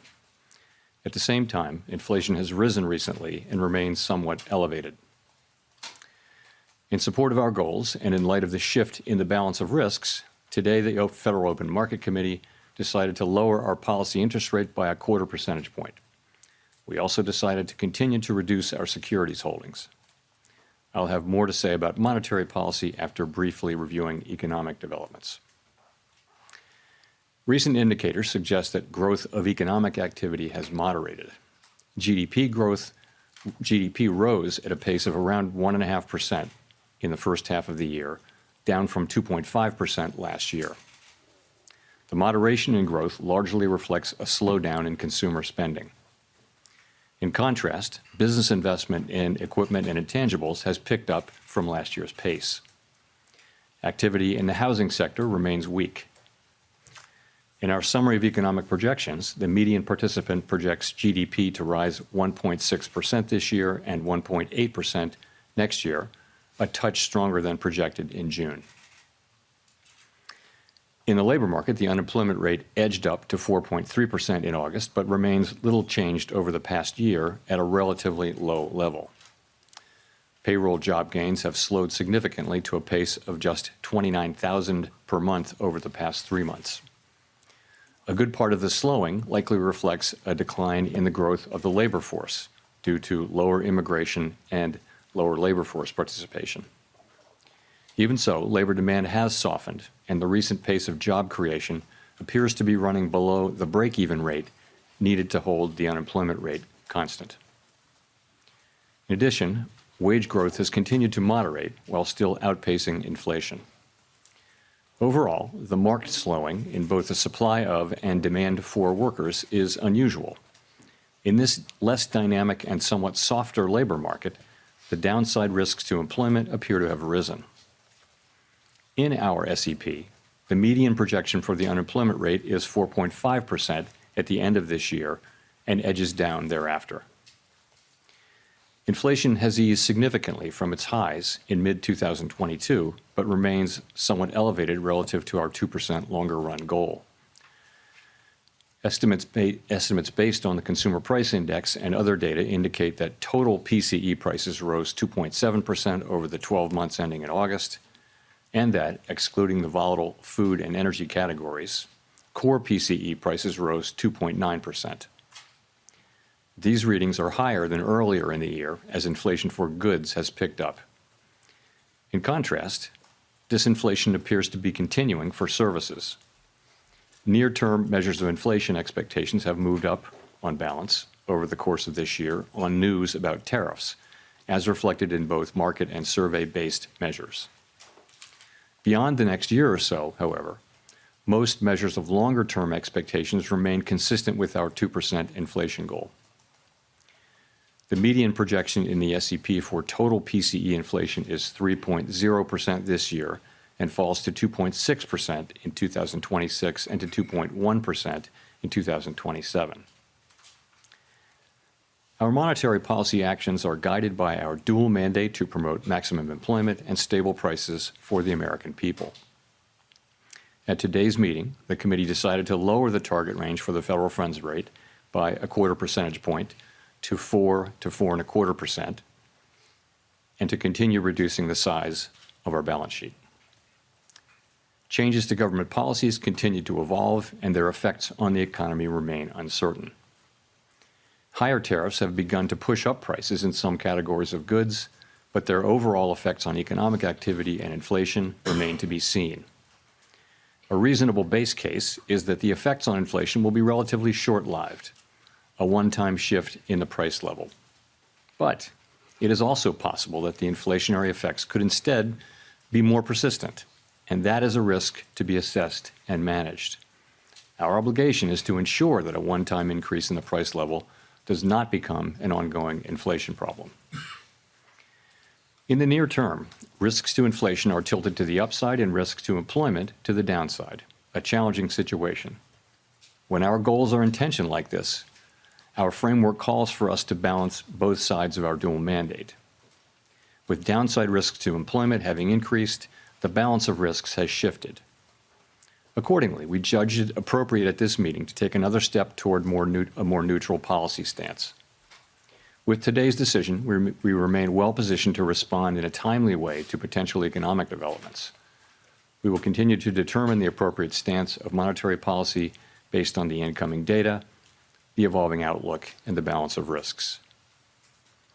In our SEP, FOMC participants wrote down their individual assessments of an appropriate path for the federal funds rate, based on what each participant judges to be the most likely scenario for the economy. The median participant projects that the appropriate level of the federal funds rate will be 3.6% at the end of this year, 3.4% at the end of 2026, and 3.1% at the end of 2027. This path is 1/4 percentage point lower than projected in June. As is always the case, these individual forecasts are subject to uncertainty, and they're not a committee plan or decision. Policy is not on a preset course. The Fed has been assigned two goals for monetary policy: maximum employment and stable prices. We remain committed to supporting maximum employment, bringing inflation sustainably to our 2% goal, and keeping longer-term inflation expectations well anchored. Our success in delivering on these goals matters to all Americans. We understand that our actions affect communities, families, and businesses across the country. Everything we do is in service to our public mission, and we at the Fed will do everything we can to achieve our maximum employment and price stability goals. Thank you. I look forward to our discussion. Great. Thank you. Chris Rugaber at Associated Press. As you know, Fed Governor Stephen Miron has kept his position at the White House, even as he's joined the Fed board. This is the first time, I believe, the Fed's board has had someone with executive branch ties in decades. Does this compromise the Fed's independence from day-to-day politics? And relatedly, how can you maintain the public's perception the Fed is politically independent with this dynamic? Thank you. So we did welcome a new committee member today, as we always do, and the committee remains united in pursuing our dual mandate goals. We're strongly committed to maintaining our independence, and beyond that, I really don't have anything to share. Okay, and then just as a quick follow-up, I'm sorry, can you and other Fed officials have spoken extensively about the impact of tariffs on inflation, although perhaps with many companies appearing to eat the tariffs, tariffs may be impacting the labor market and other parts of the economy instead. Do you see that as a possible outcome here, that tariffs are the reason we're seeing some slowing, particularly in the labor market, rather than in inflation? You know, it's certainly possible. You know, we're beginning to see, we have begun to see goods prices showing through into higher inflation, and actually the increase in goods prices accounts for most of the increase in inflation, or perhaps all of the increase in inflation over the course of this year. Those are not very large effects at this point, and we do expect them to continue to build over the course of the rest of the year and into next year. And you know, it's also possible that there may be effects on employment, but that I would say if you're looking at why employment is doing what it's doing, that's much more about the change in immigration. So the supply of workers has obviously come way down. There's very little growth, if any, in the supply of workers. And at the same time, demand for workers has also come down quite sharply, and to the point where we see what I've called a curious balance. It's, you know, typically when we say things are in balance, that sounds good, but in this case, the balance is because both supply and demand have come down quite sharply. Now demand coming down a little more sharply because we now see the unemployment rate edging up.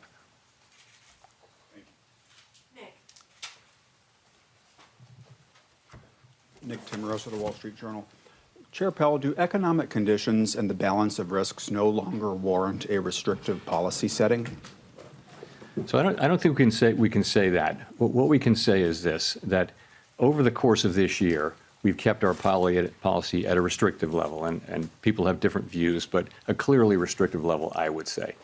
So, and we were able to do that over the course of this year because the labor market was in very solid condition with strong job creation and all those things. I think if you go back to April and now look at the revised job creation numbers for May, June, July, and August, I can no longer say that. So what that means is that the risks were clearly tilted toward inflation. I would say they're moving toward equality. Maybe they're not quite out of equality. We don't need to know that. But we do know that they've moved meaningfully toward greater equality, the risks between the two goals, and that suggests that we should be moving in the direction of neutral, and that's what we did today. Under what circumstances would a larger than 25 basis points rate cut be warranted, and how seriously was that option entertained at your meeting this week? There wasn't widespread support at all for a 50 basis point cut today. You know, I think we've done very large rate hikes and very large rate cuts in the last 5 years, and you tend to do those at a time when you feel that policy is out of place and needs to move quickly to a new place. That's not at all what I feel certainly now. I feel like our policy has been doing the right thing so far this year. I think we were right to wait and see how tariffs and inflation and the labor market evolved. I think we're now reacting to the much lower level of job creation and other evidence of softening in the labor market, and saying, well, those risks are maybe not fully balanced, but moving in the direction of balance now, and so that warrants a change in policy. Colby Smith with the New York Times. Should we be viewing today's cut as the committee taking out some insurance against the possibility that the labor market is at risk of weakening, or is it the committee's view that the dynamics of a downturn are already in place? I guess I'm just trying to square the shift in the rate forecast in the SEP towards more cuts than just 3 months ago, with the fact that the forecast for unemployment didn't change. Yeah, I think you could think of this in a way as a risk management cut, because if you look at the SEP, actually the projections for growth this year and next actually ticked up just a little bit, and inflation and unemployment didn't really move much. So what's different now? What's different now is that you see a very different picture of the risks to the labor market. You've seen, we were looking at 150,000 jobs a month at the time of the last meeting, and now we see the revisions and we see the new numbers. And I don't want to put too much emphasis on payroll job creation, but It's just one of the things that suggests that the labor market is really cooling off. And that tells you that it's time to take that into account in our, in our policy. The SEP, once again, the median participant has inflation higher than previously expected by the end of next year, and the Fed not getting back to the 2% target until 2028. So I guess I'm just wondering how you characterize the risk to price pressures of kicking off a series of cuts at this point. Yeah, so I would look at it this way. We fully understand and appreciate that we need to remain fully committed to restoring 2% inflation on a sustained basis, and we will do that. At the same time, we've got to weigh the risks to the two goals. And I would say since April, to me, the risks of higher and more persistent inflation have probably become a little less. And that's partly because the labor market has softened, GDP growth has slowed. So I would just say that the risks there have been less than one might think. And in terms of the labor market, what we're seeing is unemployment is still low. It's still a relatively low rate, but we're seeing downside risks.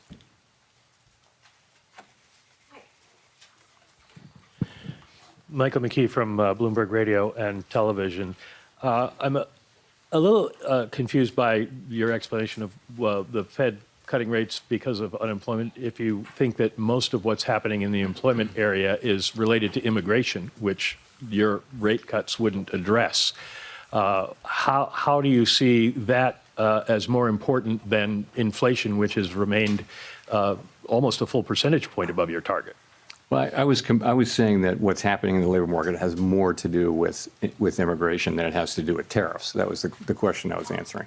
So I wouldn't say that all of what's happening in the labor market is due to tariffs. I mean, you clearly have a slowing in it due to immigration. You clearly have a slowing in demand, which is now perhaps more than that in supply, and we know that because the unemployment rate has ticked up.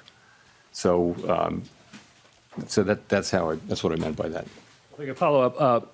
Every year since 2015, the SEP has forecast that you would hit your target 2 years later. And this year, this SEP says you're going to hit your target 2 years later. 2% does not seem to be in sight. Does that suggest that the 2% target is not really achievable? And does this present any credibility problems for you in telling people that that's what you're going to do if you can never reach it? Well, I mean, you're right. It does say we're going to get to 2% inflation in 2028, at the end of 28. But that's literally how you put the projections together. You're writing down a rate path, which is designed to create, over the course of the SEP, time frame, 2% inflation and maximum employment too. So that's all that is. No one really knows where the economy will be in 3 years. But the nature of the exercise is to write down policy that you believe would return to the 2% goal over at least by the end of the exercise. Thanks so much, Elizabeth Schulze with ABC News. The latest inflation report shows that prices are still going up across key categories for many households, including groceries. What will the Fed do if prices pick up more? So our expectation, and you can see this consistently through the year, has been that inflation will move up this year, but that basically because of the effects on goods prices from tariffs, but that those will turn out to be a one-time price increase as opposed to creating an inflationary process. That's been our forecast. Pretty much all the individual forecasts say that. We can't just assume that, though, right? We have to. Our job is literally to make sure that is what happens, and we will do that job.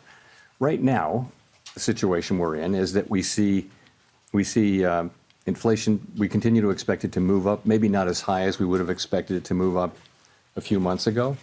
The pass-through of the tariffs into inflation has been slower and smaller. The labor market has softened. So the case for there being a persistent inflation outbreak is less.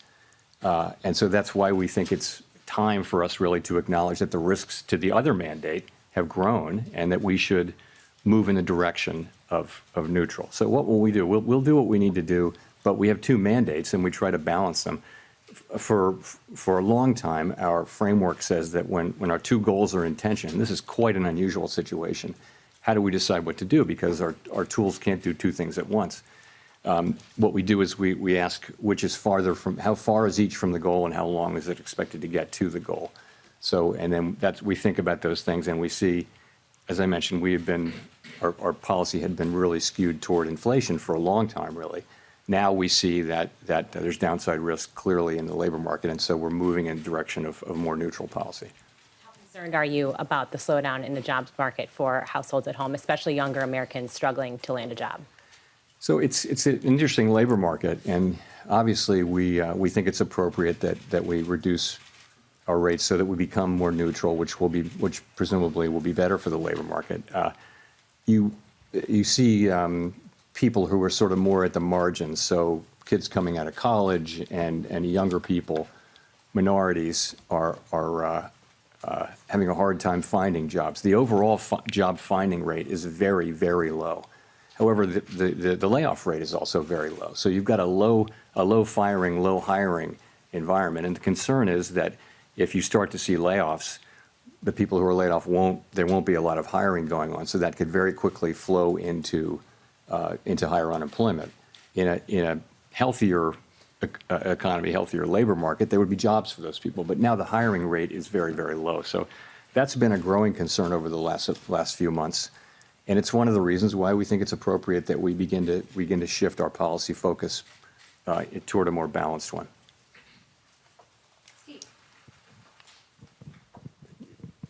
Steve Leisman, CNBC. Mr. Chair, in the past, during rate cuts, you used the word recalibration. And I wonder if you pointedly did not use it this time. And in fact, when you said policy is not on a preset course, did you mean that as sort of the opposite of recalibration? Are we meeting to meeting, data point by data point? Are we in the process here of getting back to neutral? Thank you. So I think we're in a meeting by meeting situation. We're going to be looking at the data. Let me say a word about the SEP really here. So we often point this out. What the SEP is it's an accumulation of the individual projections of 19 people, showing what they believe at a particular moment in time to be the most likely path for the economy and thus the appropriate path for monetary policy as well. And as you know, we don't debate or try to agree on what that is. We just write them down and accumulate them. We do sometimes discuss them. And so we always say we're not on a preset path, and we really mean that. The actual decisions we make are going to be based on the incoming data, the evolving outlook, and the balance of risks at the time the decisions are actually made. So you will have seen that we have 10 participants out of 19 who wrote down 2 or more cuts for the remainder of the year, and 9 who wrote down fewer than, in fact, in a good number of cases, no more cuts. So rather than looking at this as certainty, I would encourage people, as always, to look at the SEP as through the lens of probability.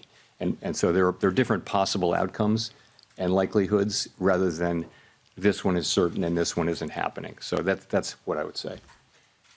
Thank you for getting to my follow-up question, which was, is the dispersion in the outlook a sign of uncertainty of policy in the meetings to come? Thank you. It is such an unusual situation. Ordinarily, when the labor market is weak, inflation is low. And when the labor market is really strong, that's when you got to be careful about inflation. So we have a situation where we have two-sided risk. And that means there's no risk-free path.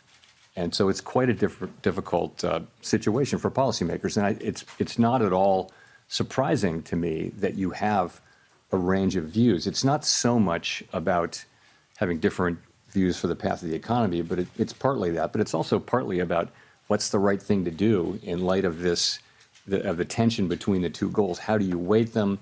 How worried are you about one versus the other? And so it's natural. I think it would actually be surprising if you didn't have a pretty wide range of views based, in this kind of highly unusual situation, and we do. So, but we get together, we discuss, we have a great discussion, and then we decide what to do and we act. But you're right that it's a wide dispersion of views, and I think that's understandable and natural in the current situation.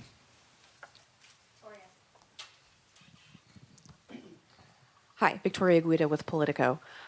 You've talked a lot about Fed independence and the importance of it over the years, but as markets have questions about what exactly President Trump's intentions are with the Fed, what would you point to as the things they should be watching to determine that the Fed is still making decisions based on, the economic outlook rather than political considerations?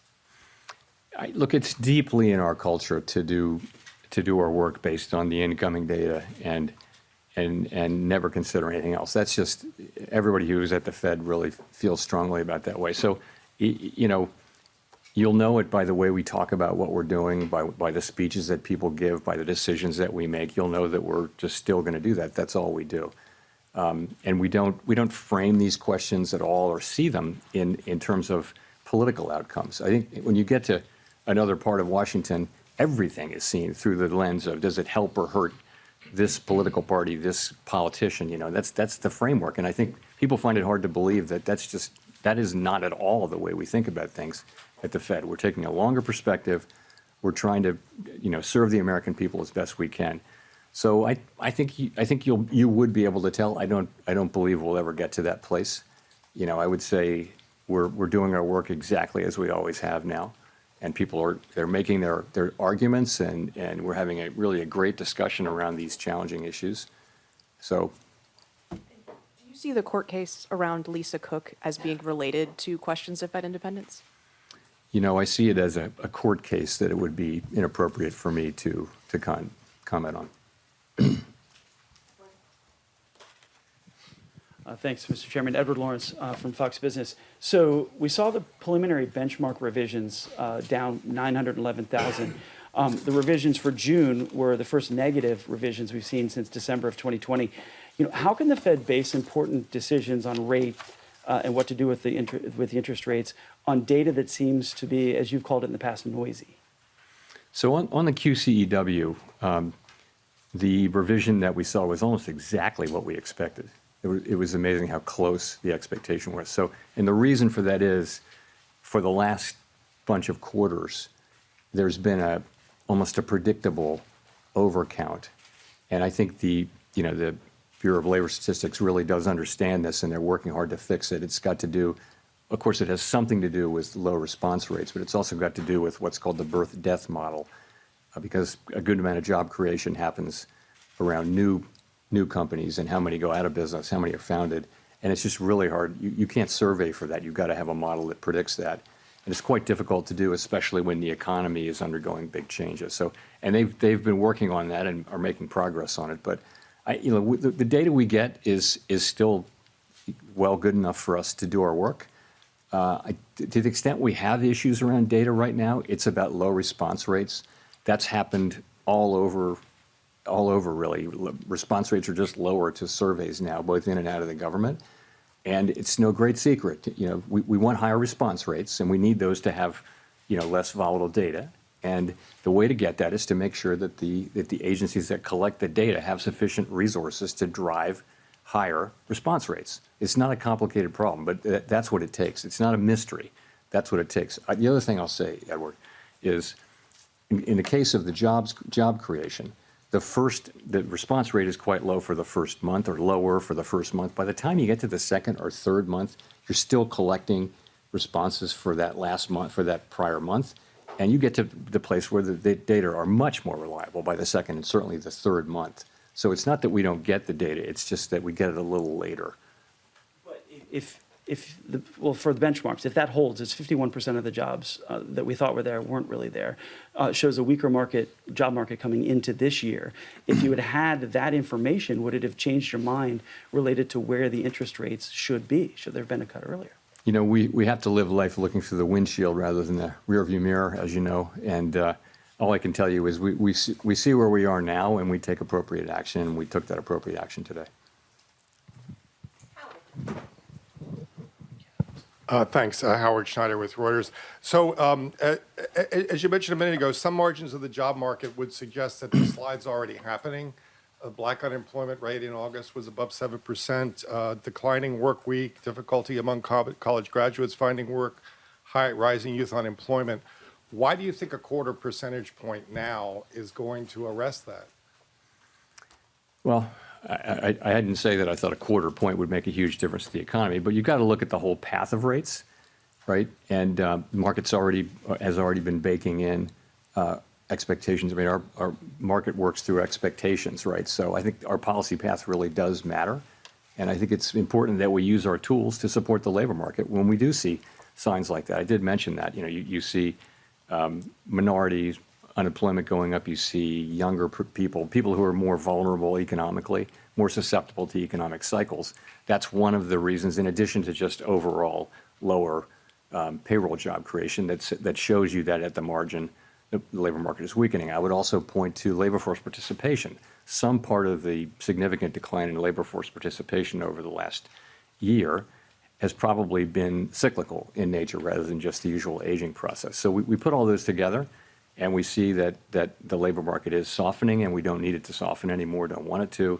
So we use our tools, and it starts with a 25 basis point rate cut, but the market's also pricing in a rate path. I'm not blessing what the market's doing at all. I'm just saying it's not just one action. As a follow-up to that, the growth mix right now seems very concentrated in investment and on the consumer spending side in the higher income groups. Do you feel that that's an unsustainable mix for the economy moving forward? I wouldn't say that. I mean, you're right. Those are two. We're getting unusually large amounts of economic activity through the AI build out and corporate investment. I don't know how long that will go on. No one does. In terms of spending, you saw that the consumer spending numbers were well above expectations, and that may well be skewed toward higher earning consumers. There's a lot of anecdotal evidence to suggest that. Nonetheless, it's spending. So, I mean, I think the economy is moving along. Economic growth is going to be 1.5% or better this year, maybe a little better. Forecasts have been coming up, as you can see. So, labor market unemployment is low, but downside risks, but it's still a low unemployment rate. So, that's how we see it.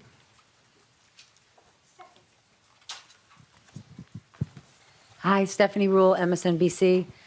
Treasury Secretary Scott Bessent has said that the Federal Reserve suffers from mission creep and institutional bloat. He's now calling for an independent review. Would you support an independent review, or are you open to any sort of reform in any areas of the Fed? I, of course, am not going to comment on anything the Secretary says or really any other officer says. So in terms of reform at the Fed, we just went through a lengthy and I think very successful process of updating our monetary policy framework. I would say there's a lot of work going on behind the scenes around the assets we have in the Federal Reserve Federal Reserve System and at the board. Are they the right size? We're actually going through a 10% headcount reduction through the whole Fed, including the board and all the reserve banks. The employment at the Fed at the end of that will be basically at the same level it was more than 10 years ago. So we will have had zero job growth for more than a decade when we're finished with that, and I think we'll probably do more than that. So I think we're certainly open to constructive criticism and ways to do our jobs better. But not an independent review? We're certainly open to always trying to do better. Mr. Chairman, Neil Irwin with Axios. There's been some debate lately on whether AI is already starting to affect the labor market in terms of lower labor demand, higher productivity by contrast. Do you buy that? And if that is true, does that have implications for the monetary policy setting? So there's great uncertainty around that. I think my view, which is also a bit of a guess, but widely shared, I think, is that you are seeing some effects, but it's not the main thing driving it. And so particular focus on young people coming out of college. And yeah, there may be something there. It may be that companies or other institutions that have been hiring younger people right out of college are able to use AI more than they had in the past. That may be part of the story. It's also part of the story, though, that job creation more broadly has slowed down. The economy has slowed down, and so it's probably a number of things. But yeah, it's probably a factor. Hard to say how big it is.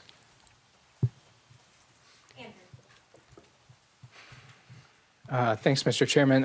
What evidence do you see of tariffs showing up in inflation? Well, if you can take goods, just sort of the broad goods category, and last year, goods inflation was negative. If you go back 25 years, that was the typical thing, was that goods inflation was, goods prices generally went down, even adjusting for quality. So that was not the case during the pandemic, of course. Goods inflation went very high, but we had essentially returned to zero or slightly negative inflation. Now, I think goods inflation over the course of the past year is 1.2%, which doesn't sound like a lot, but it's a big change. So we think, analysts have different views, but we think it's contributing, 0.3 or 0.4, something like that, to the current core PCE inflation reading, which is 2.9%. So it's contributing. What seems to be happening is that, the tariffs are mostly not being paid by exporters, mostly being paid by really the companies that sit between the exporter and the consumer.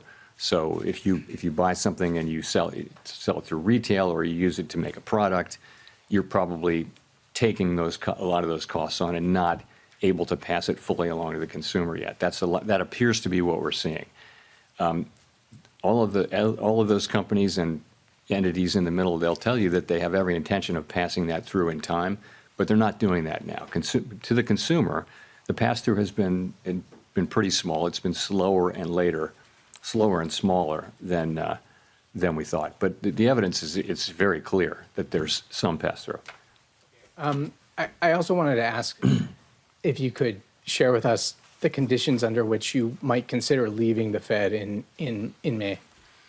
I have nothing new on that for you today.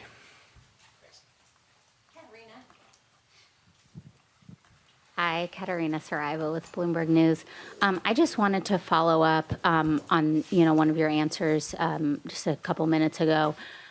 We've often heard you talk about how you and your colleagues, do not think about politics. This does not enter the room. But one of your new colleagues does come from this world, right, where everything is seen through this framework of politics and of what party is being helped, and that person is still employed by the White House. How can markets and the public interpret, some of his speeches, for example, and then some of the forecasts that we see today? I mean, the median for this year was moved because of the introduction of his forecast. I'm talking about the number of rate cuts seen this year. What do you say to markets and the public that are trying to interpret, what you guys are saying? So there's 19 participants, of whom 12 vote, as you know, on a rotating basis. So no one voter, can really. The only way for any voter to really move things around is to be incredibly persuasive, and the only way to do that in the context in which we work is to make really strong arguments based on the data and one's understanding of the economy. That's really all that matters, and that's how it's going to work. And I think that is the way the institution, that's in the DNA of the institution. That's not going to change.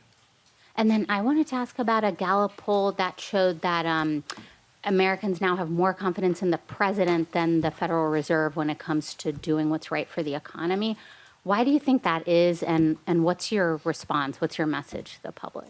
Our response is we're going to do everything we can to use our tools to achieve the goals that Congress has given us, and we're not going to get distracted by anything. So I think that's what we're going to do. We're just going to keep doing our jobs.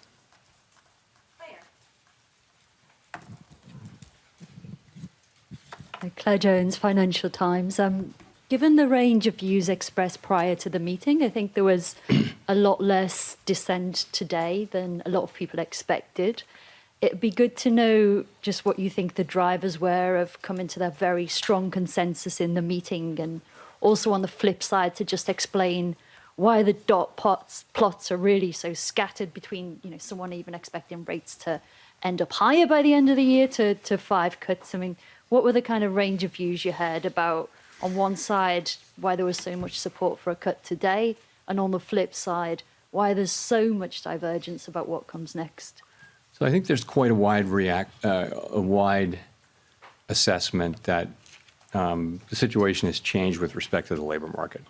Whereas we could still say, and did say in July, at the time of the July meeting, that the labor market was in solid condition, and we could point to 150,000 jobs per month and many other things. I think that the new data that we've had, and it's not just payrolls, it's other things as well, suggests that there really is meaningful downside risk. I said there was downside risk then, but I think that that downside risk is now a reality, and there's clearly more downside risk. So I think that's broadly accepted. And so that meant different things for different people. Some wrote down, almost everyone wrote down, supported this cut, and some supported more cuts and some didn't, as you will see from the dot plot. So that's just the way it is. I mean, people have, you have people who take this work very seriously, think about it all the time, do their work, discuss it with our colleagues. We endlessly discuss this between ourselves, and then we have a meeting where we put it all out on the table, and this is what you get. And you're right, there's a range of views in the dots, and I think that's, like I said, very unsurprising given the quite unusual, historically unusual nature of the challenges that we face. But let's remember, though, the unemployment rate's 4.3%.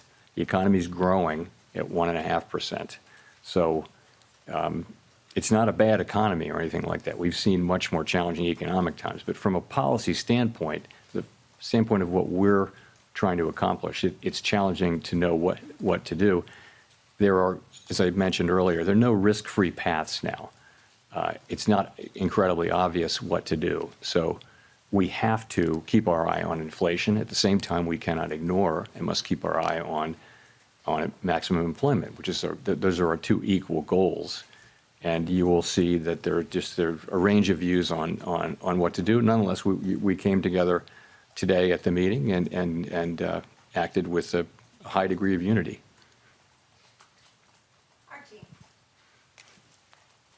Thank you. Archie Hall from The Economist. You mentioned earlier that job creation was running below your guess at its break-even rate. I'd be curious to hear a bit more about that and where you think the break-even rate is.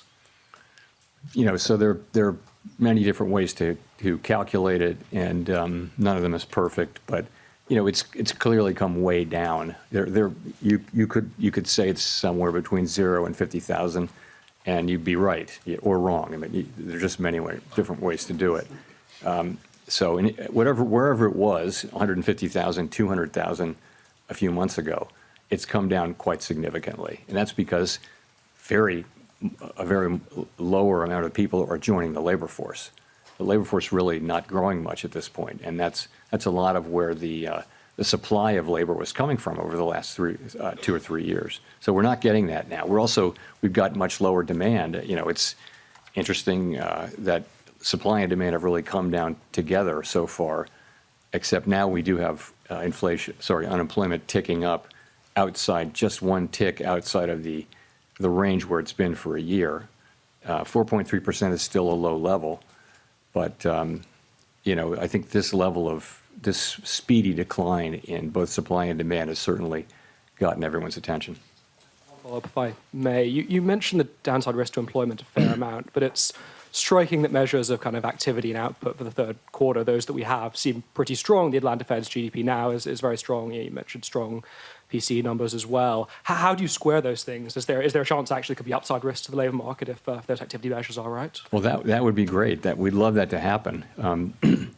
So I don't know that you see a big tension there, but it's gratifying to see that economic activity is holding in, and it's a good bit from consumption. It looks like consumption was stronger than expected, what we got earlier this week, I guess. And also we're getting, a fairly narrow sector is producing a lot of economic activity, which is the AI build out and business investment. So, we watch all of it, and I would say we did move up. The median for growth for this year actually moved up in the SEP between the June and September SEPs. So, and really the inflation and labor market didn't change much. It's really the risks that we're seeing to the labor market that were the focus of today's decision.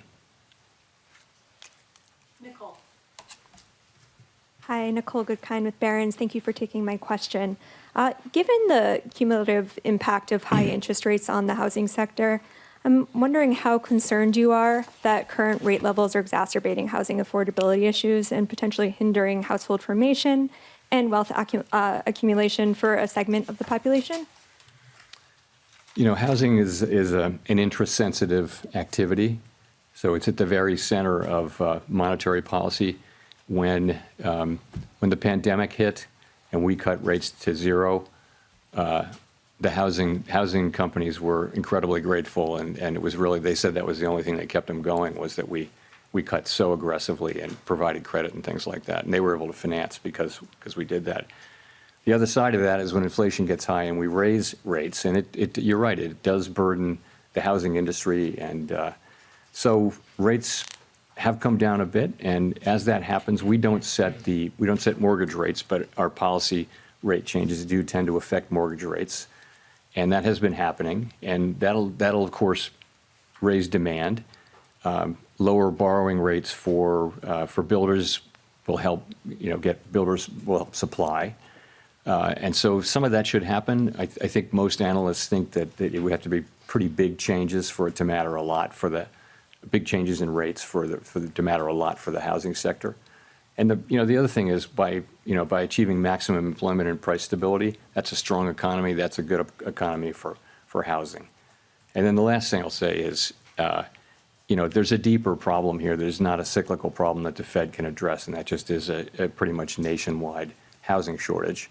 Or a lot of places in the country just don't have enough housing for people, and all of the areas around metropolitan areas like Washington, for example, are very built up, and so you're having to build farther and farther out, and so that's where it is. And just a quick follow-up. During the last SEP, or the press conference following the last SEP, you seemed to indicate that policymakers lacked conviction about their projections, and I'm wondering if you still feel that way.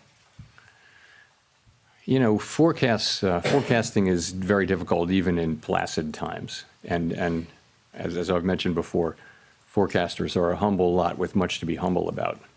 So I think right now is a particularly challenging time, even more uncertain than usual. And so I don't know any forecaster anywhere, really. Ask any of the forecasters whether they have great confidence in their forecast right now. I think they'll honestly say no.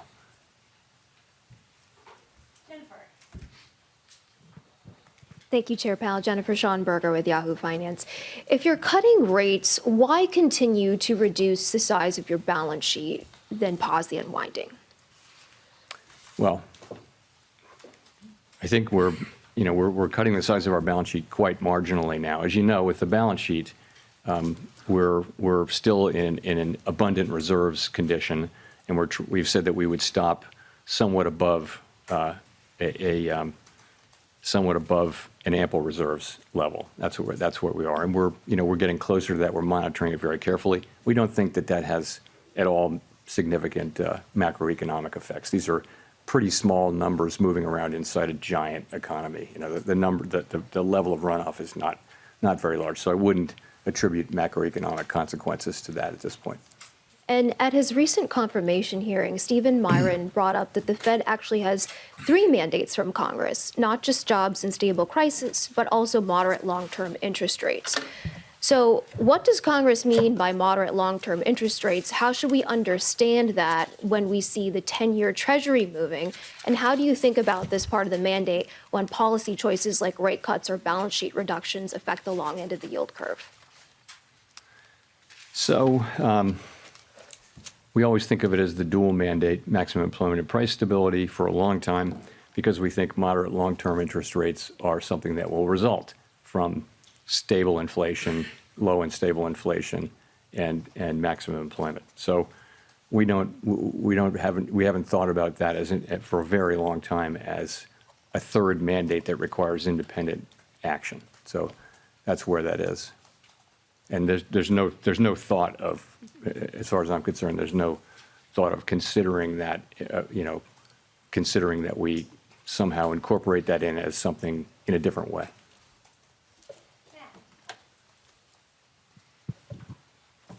Thanks, Chair Powell. Matt Egan from CNN.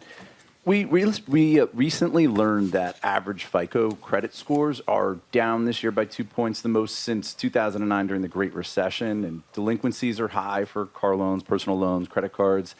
How concerned, if at all, are you about the health of consumer finances, and do you expect today's cut will help? So, we're aware of that. I think default rates have been kind of ticking up, and we do watch that. They're not at a level, I don't believe they're at a level where overall they're terribly concerning, but it is something that we watch. Lower rates should support economic activity. I don't know that one rate cut will have, a visible effect on that, but over time, a strong economy with a strong labor market is what we're aiming for, and stable prices, so that should help. Just to follow up, this rate cut is coming at a time when the stock market is at or near all-time highs, and some valuation metrics are elevated historically. Is there a risk that cutting rates could overheat financial markets, potentially fueling a bubble?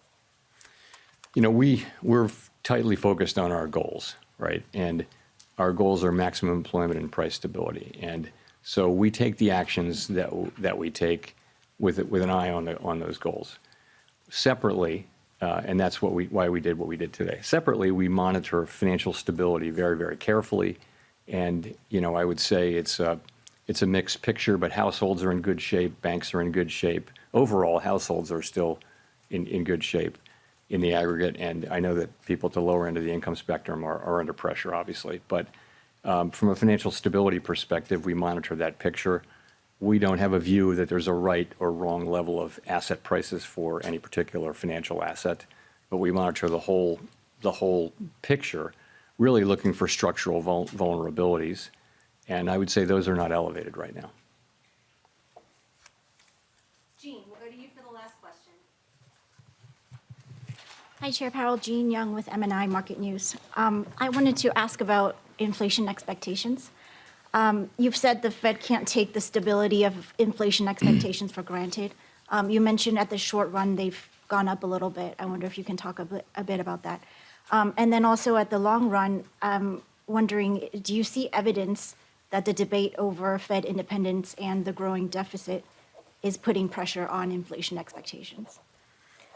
So as you said, shorter-term inflation expectations have tended to respond to near-term inflation. So if inflation goes up, inflation expectations will predict that it takes just a little while to get back down. Fortunately, throughout this period, longer-term inflation expectations, both break even in the markets, and almost all of the longer-term surveys, Michigan being a bit of an outlier lately, have been just rock solid in terms of running at levels that are consistent with 2% inflation over time. So we don't take that for granted. We actually assume that our actions have a real effect on that, and that we need to continually show and also discuss our commitment to 2% inflation. And so you'll hear us doing that. But as I mentioned, it's a difficult situation because we have risks that are both affecting the labor market and inflation. Those are our two goals, and so we have to balance those two. When they're both at risk, we have to balance them, and that's really what we're trying to do. Your latter part of your question was about independence. I don't see market participants. I don't see that that's something they're factoring in right now in terms of setting interest rates. Thanks very much.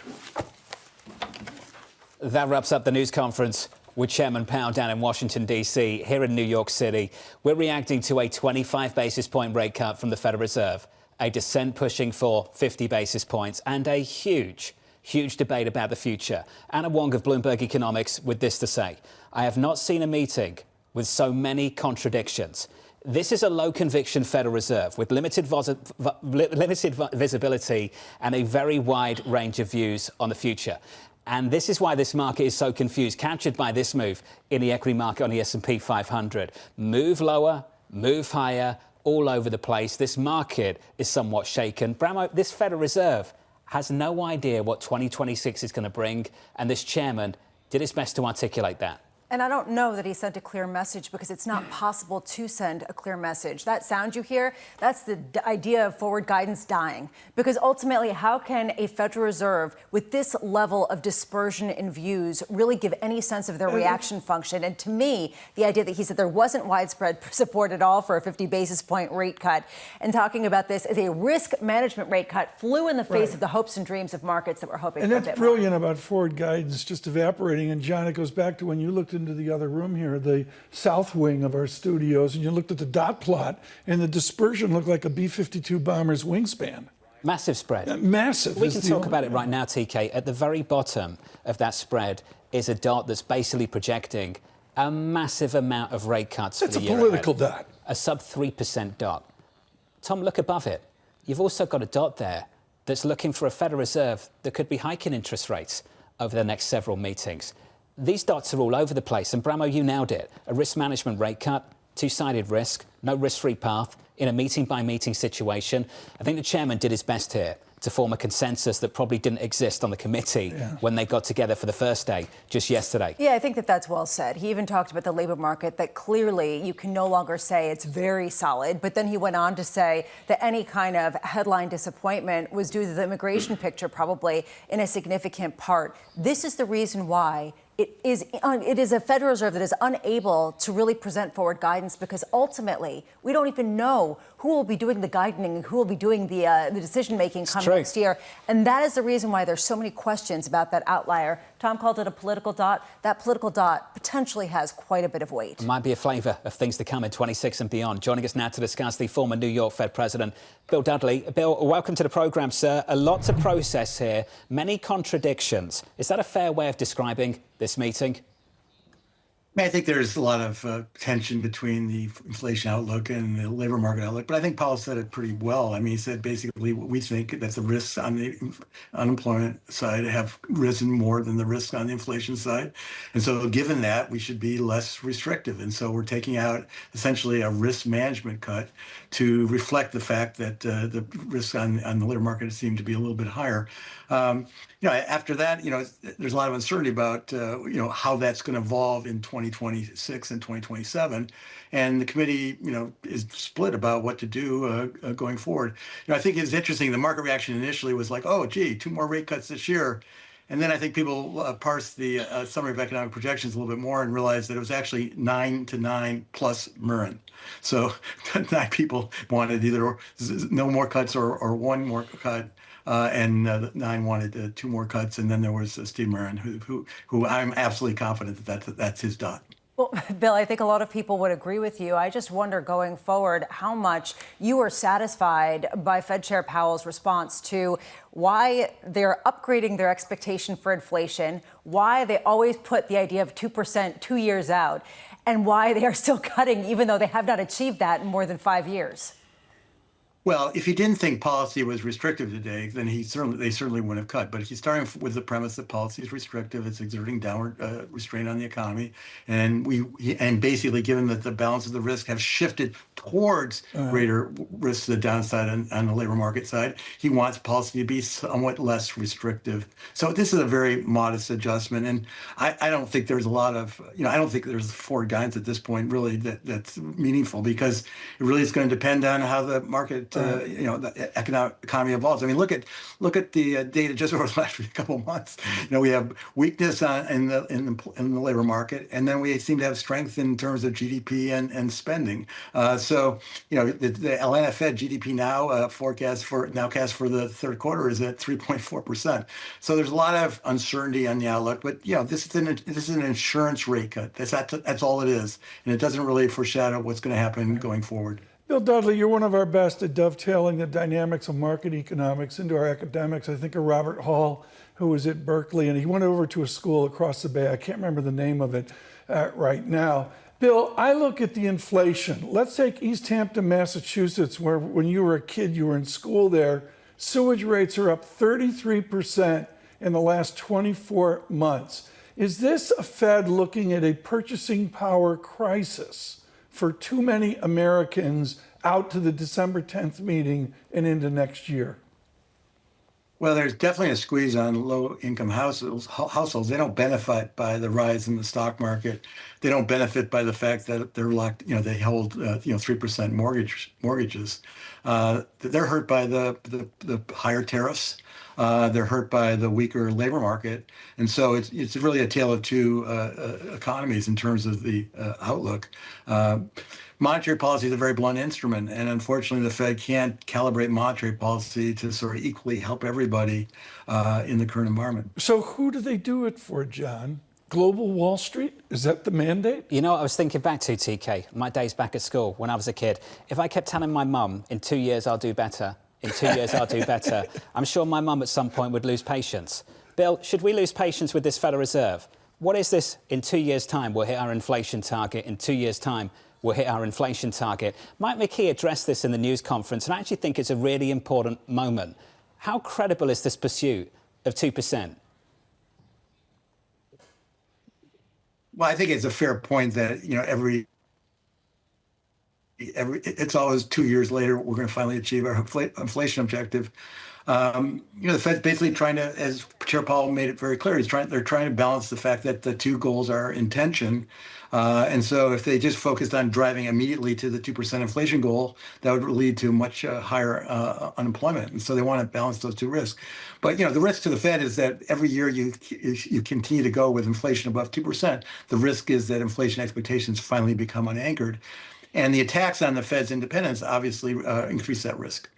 Bill Dudley with the latest. Thank you, sir. Appreciate your reaction. Brilliant. Thanks for standing by. The former New York Fed president, Mike McKee, was in that news conference. It was an important moment, I think, and Mike McKee joins us now for more. Mike, first of all, your assessment of the last 60 minutes or so, and what did you make of that exchange you had with the Fed chair?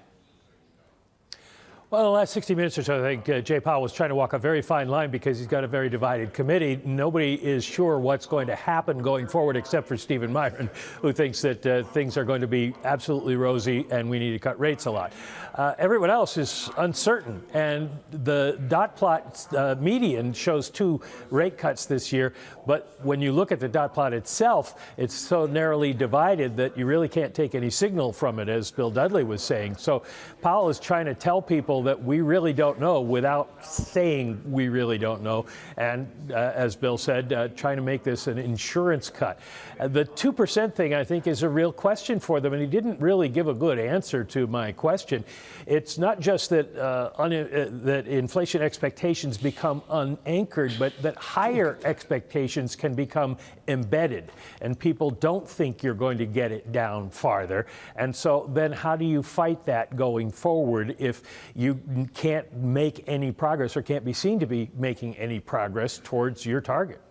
Mike, while you're down there, since you are in the room, it sounded like Fed press conference language. We did get a statement. We did get a rate decision.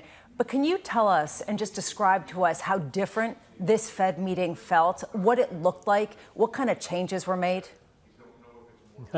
Well, I'll tell you, there's a lot more press here than usual. That's one thing that it looked like.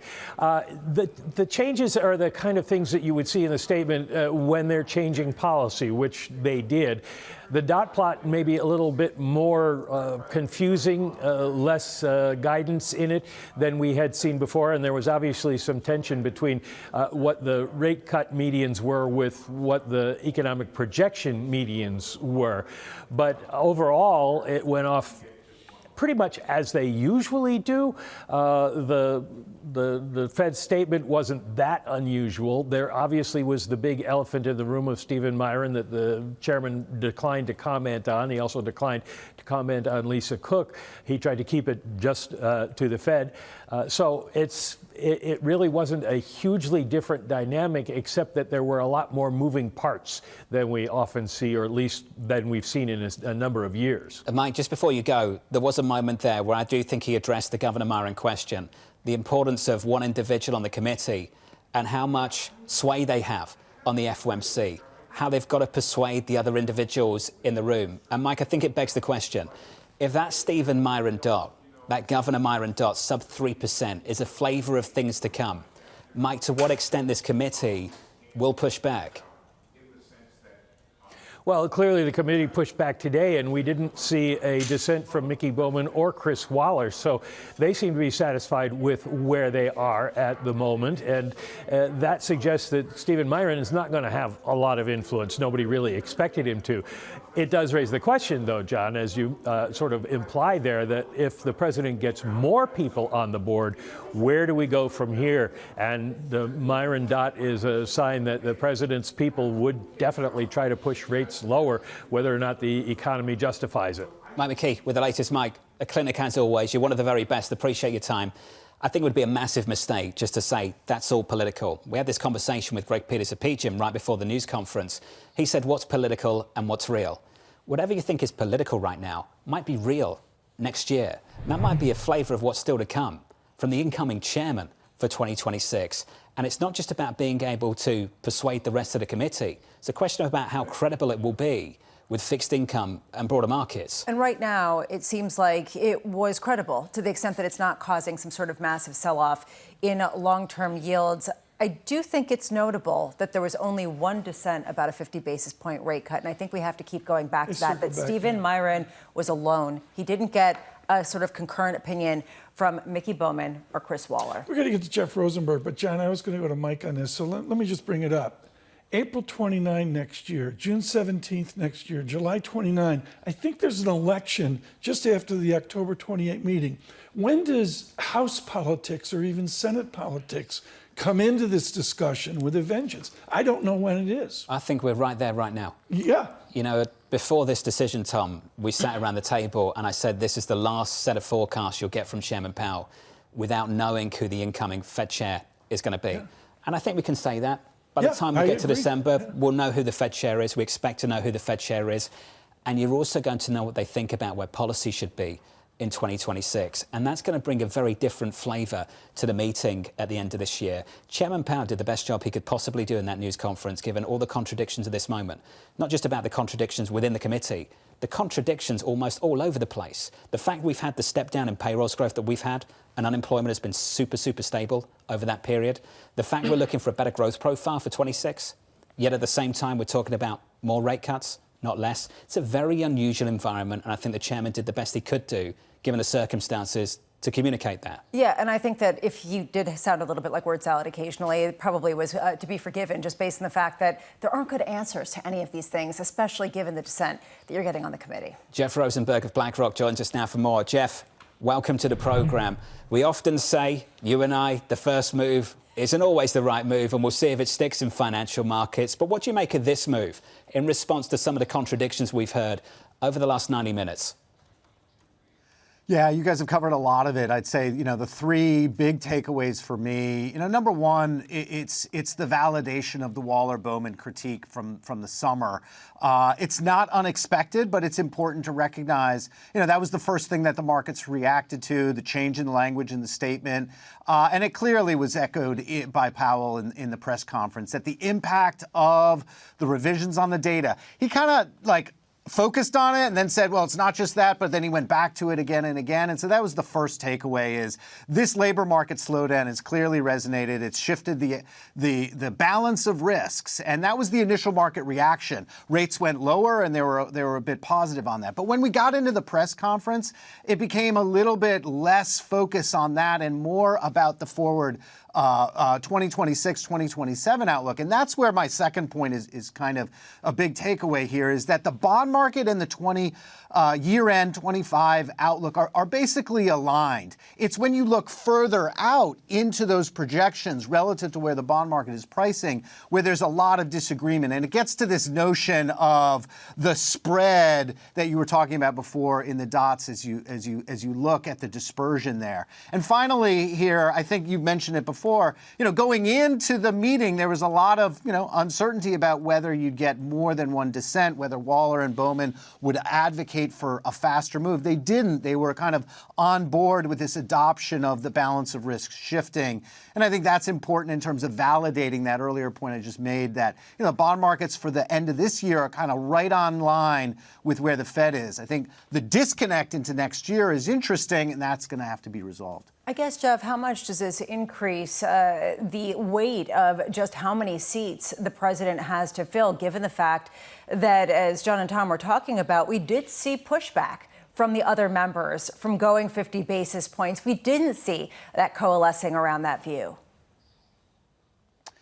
Yeah, that's going to be a big issue. And I think that's part of what you're seeing in terms of the disconnect between the dots today and the bond market expectations for the path of policy rates in 2026, because the path of actual policy rates is what the bond market is pricing. And the path that's written down today is based on the current makeup. Right. And so that's where you see effectively a disconnect in the bond market incorporating the possibility of a different makeup of the FOMC underlying the expectations or the distribution of outcomes for where policy rates evolve beyond the near term where you see really clear alignment. Jeff Rosenberg, I assume you survived probability and statistics at Tepper at Carnegie Mellon. What's the standard error these fancy guys at the Fed are working with? How certain can we be of the path forward? Or are they really making it up meeting to meeting as they go? Yeah, it gets to this dispersion within the dots, and it gets to something Powell he mentioned a couple of times, which I think is a really important way of thinking about and framing this moment in time for the bond market and for how the bond market follows what the Fed does. And he said there is no risk-free path. And that's a really important concept. And what he means by no risk-free path is that there's risks to erring on the dual mandate. A little question about the third mandate in there later, but there's a risk to the dual mandate if you pursue the maximum employment and you put the inflation at risk, and vice versa. If you focus on inflation, you put the employment at risk. And that's a very uncomfortable and unfamiliar spot. We called it, before we got into the post-COVID environment of too much inflation, we called it divine coincidence of monetary policy. The policy mandates were aligned. They never faced that conflict. And so bond markets never faced the uncertainty that the dispersion in the dots is reflecting. And there's really no resolution of that. It's going to be the data and what is the marginal change in data that the market's focused on, that the Fed's focused on. And the marginal change is that employment has been the big downward revision. Inflation has kind of been persistently above target, as we talked about, going on 5 years in the projections, but it's not accelerating. And that's the key. It's what's the rate of change between the dual mandate. Right now, it's all on the labor markets, and that's going to keep its focus. That may change, and as that changes, so absolutely will the market, brilliant. John, pricing. What this amounts to is it a new data dependency? They've made a choice. And I think we should respect that fact. Jeff, you can always fall into the trap of suggesting what the Fed should do, what it shouldn't do. Jeff, the chairman's saying there's no risk-free path, but the committee's made a choice to cut interest rates, to signal more to come. If there is a consensus, it's to cut again, and cut again. Now, Jeff, as a market participant, you've got to respect that the Federal Reserve has made a choice to take that risk. And I want to understand from your perspective how credible you think the pursuit of 2% actually is. And as a bond investor, how your approach to a market should change given the information that you've had this afternoon. Well, and it was in your conversation with Mike McKee and his question, the risk is they lose credibility on the 2% number. Now, you can get stable prices at 3%.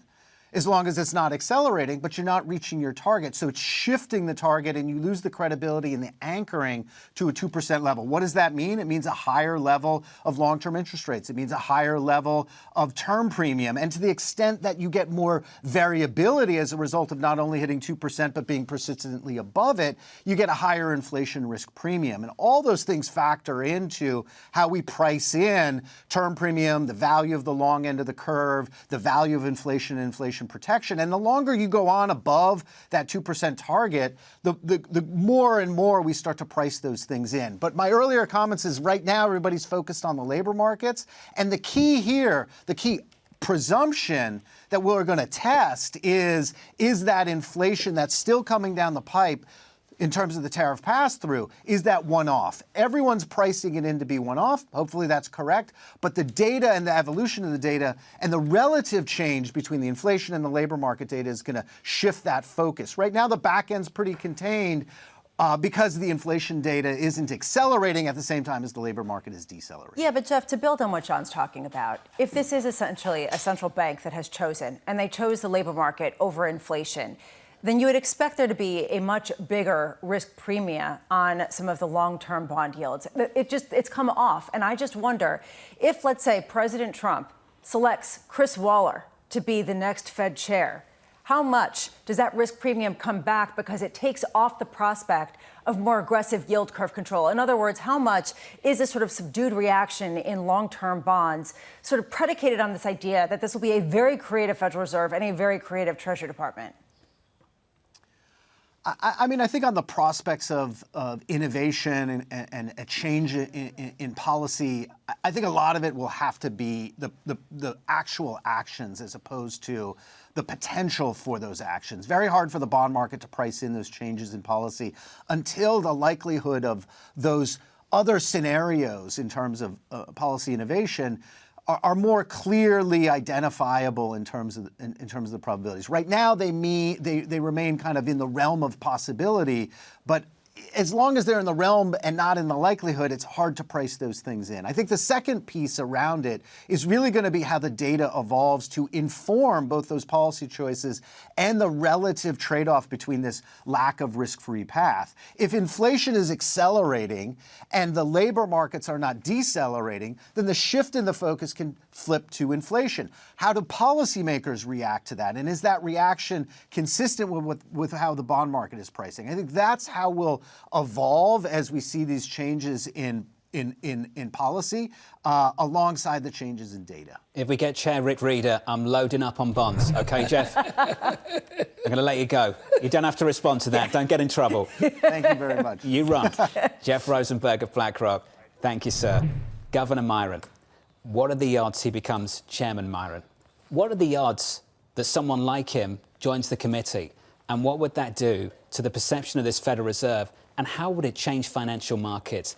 That dot there is really, really important for 2026 and how we should be thinking about this institution and what their approach will be, how it will change, how persuasive, how credible it might be. We've got to ask some big, big questions about next year for monetary policy and financial markets. Yeah, and the difficulty in understanding whether the market is actually responding to that dot, right? Are we getting a sense of what the market's reaction would be to that type of approach to monetary policy, or are people dismissing it?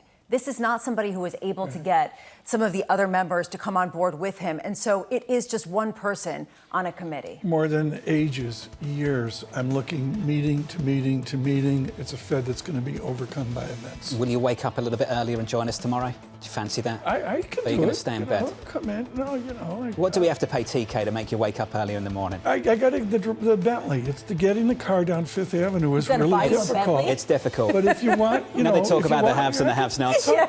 Yeah. Talk to my people. This right here. Just buy a Bentley.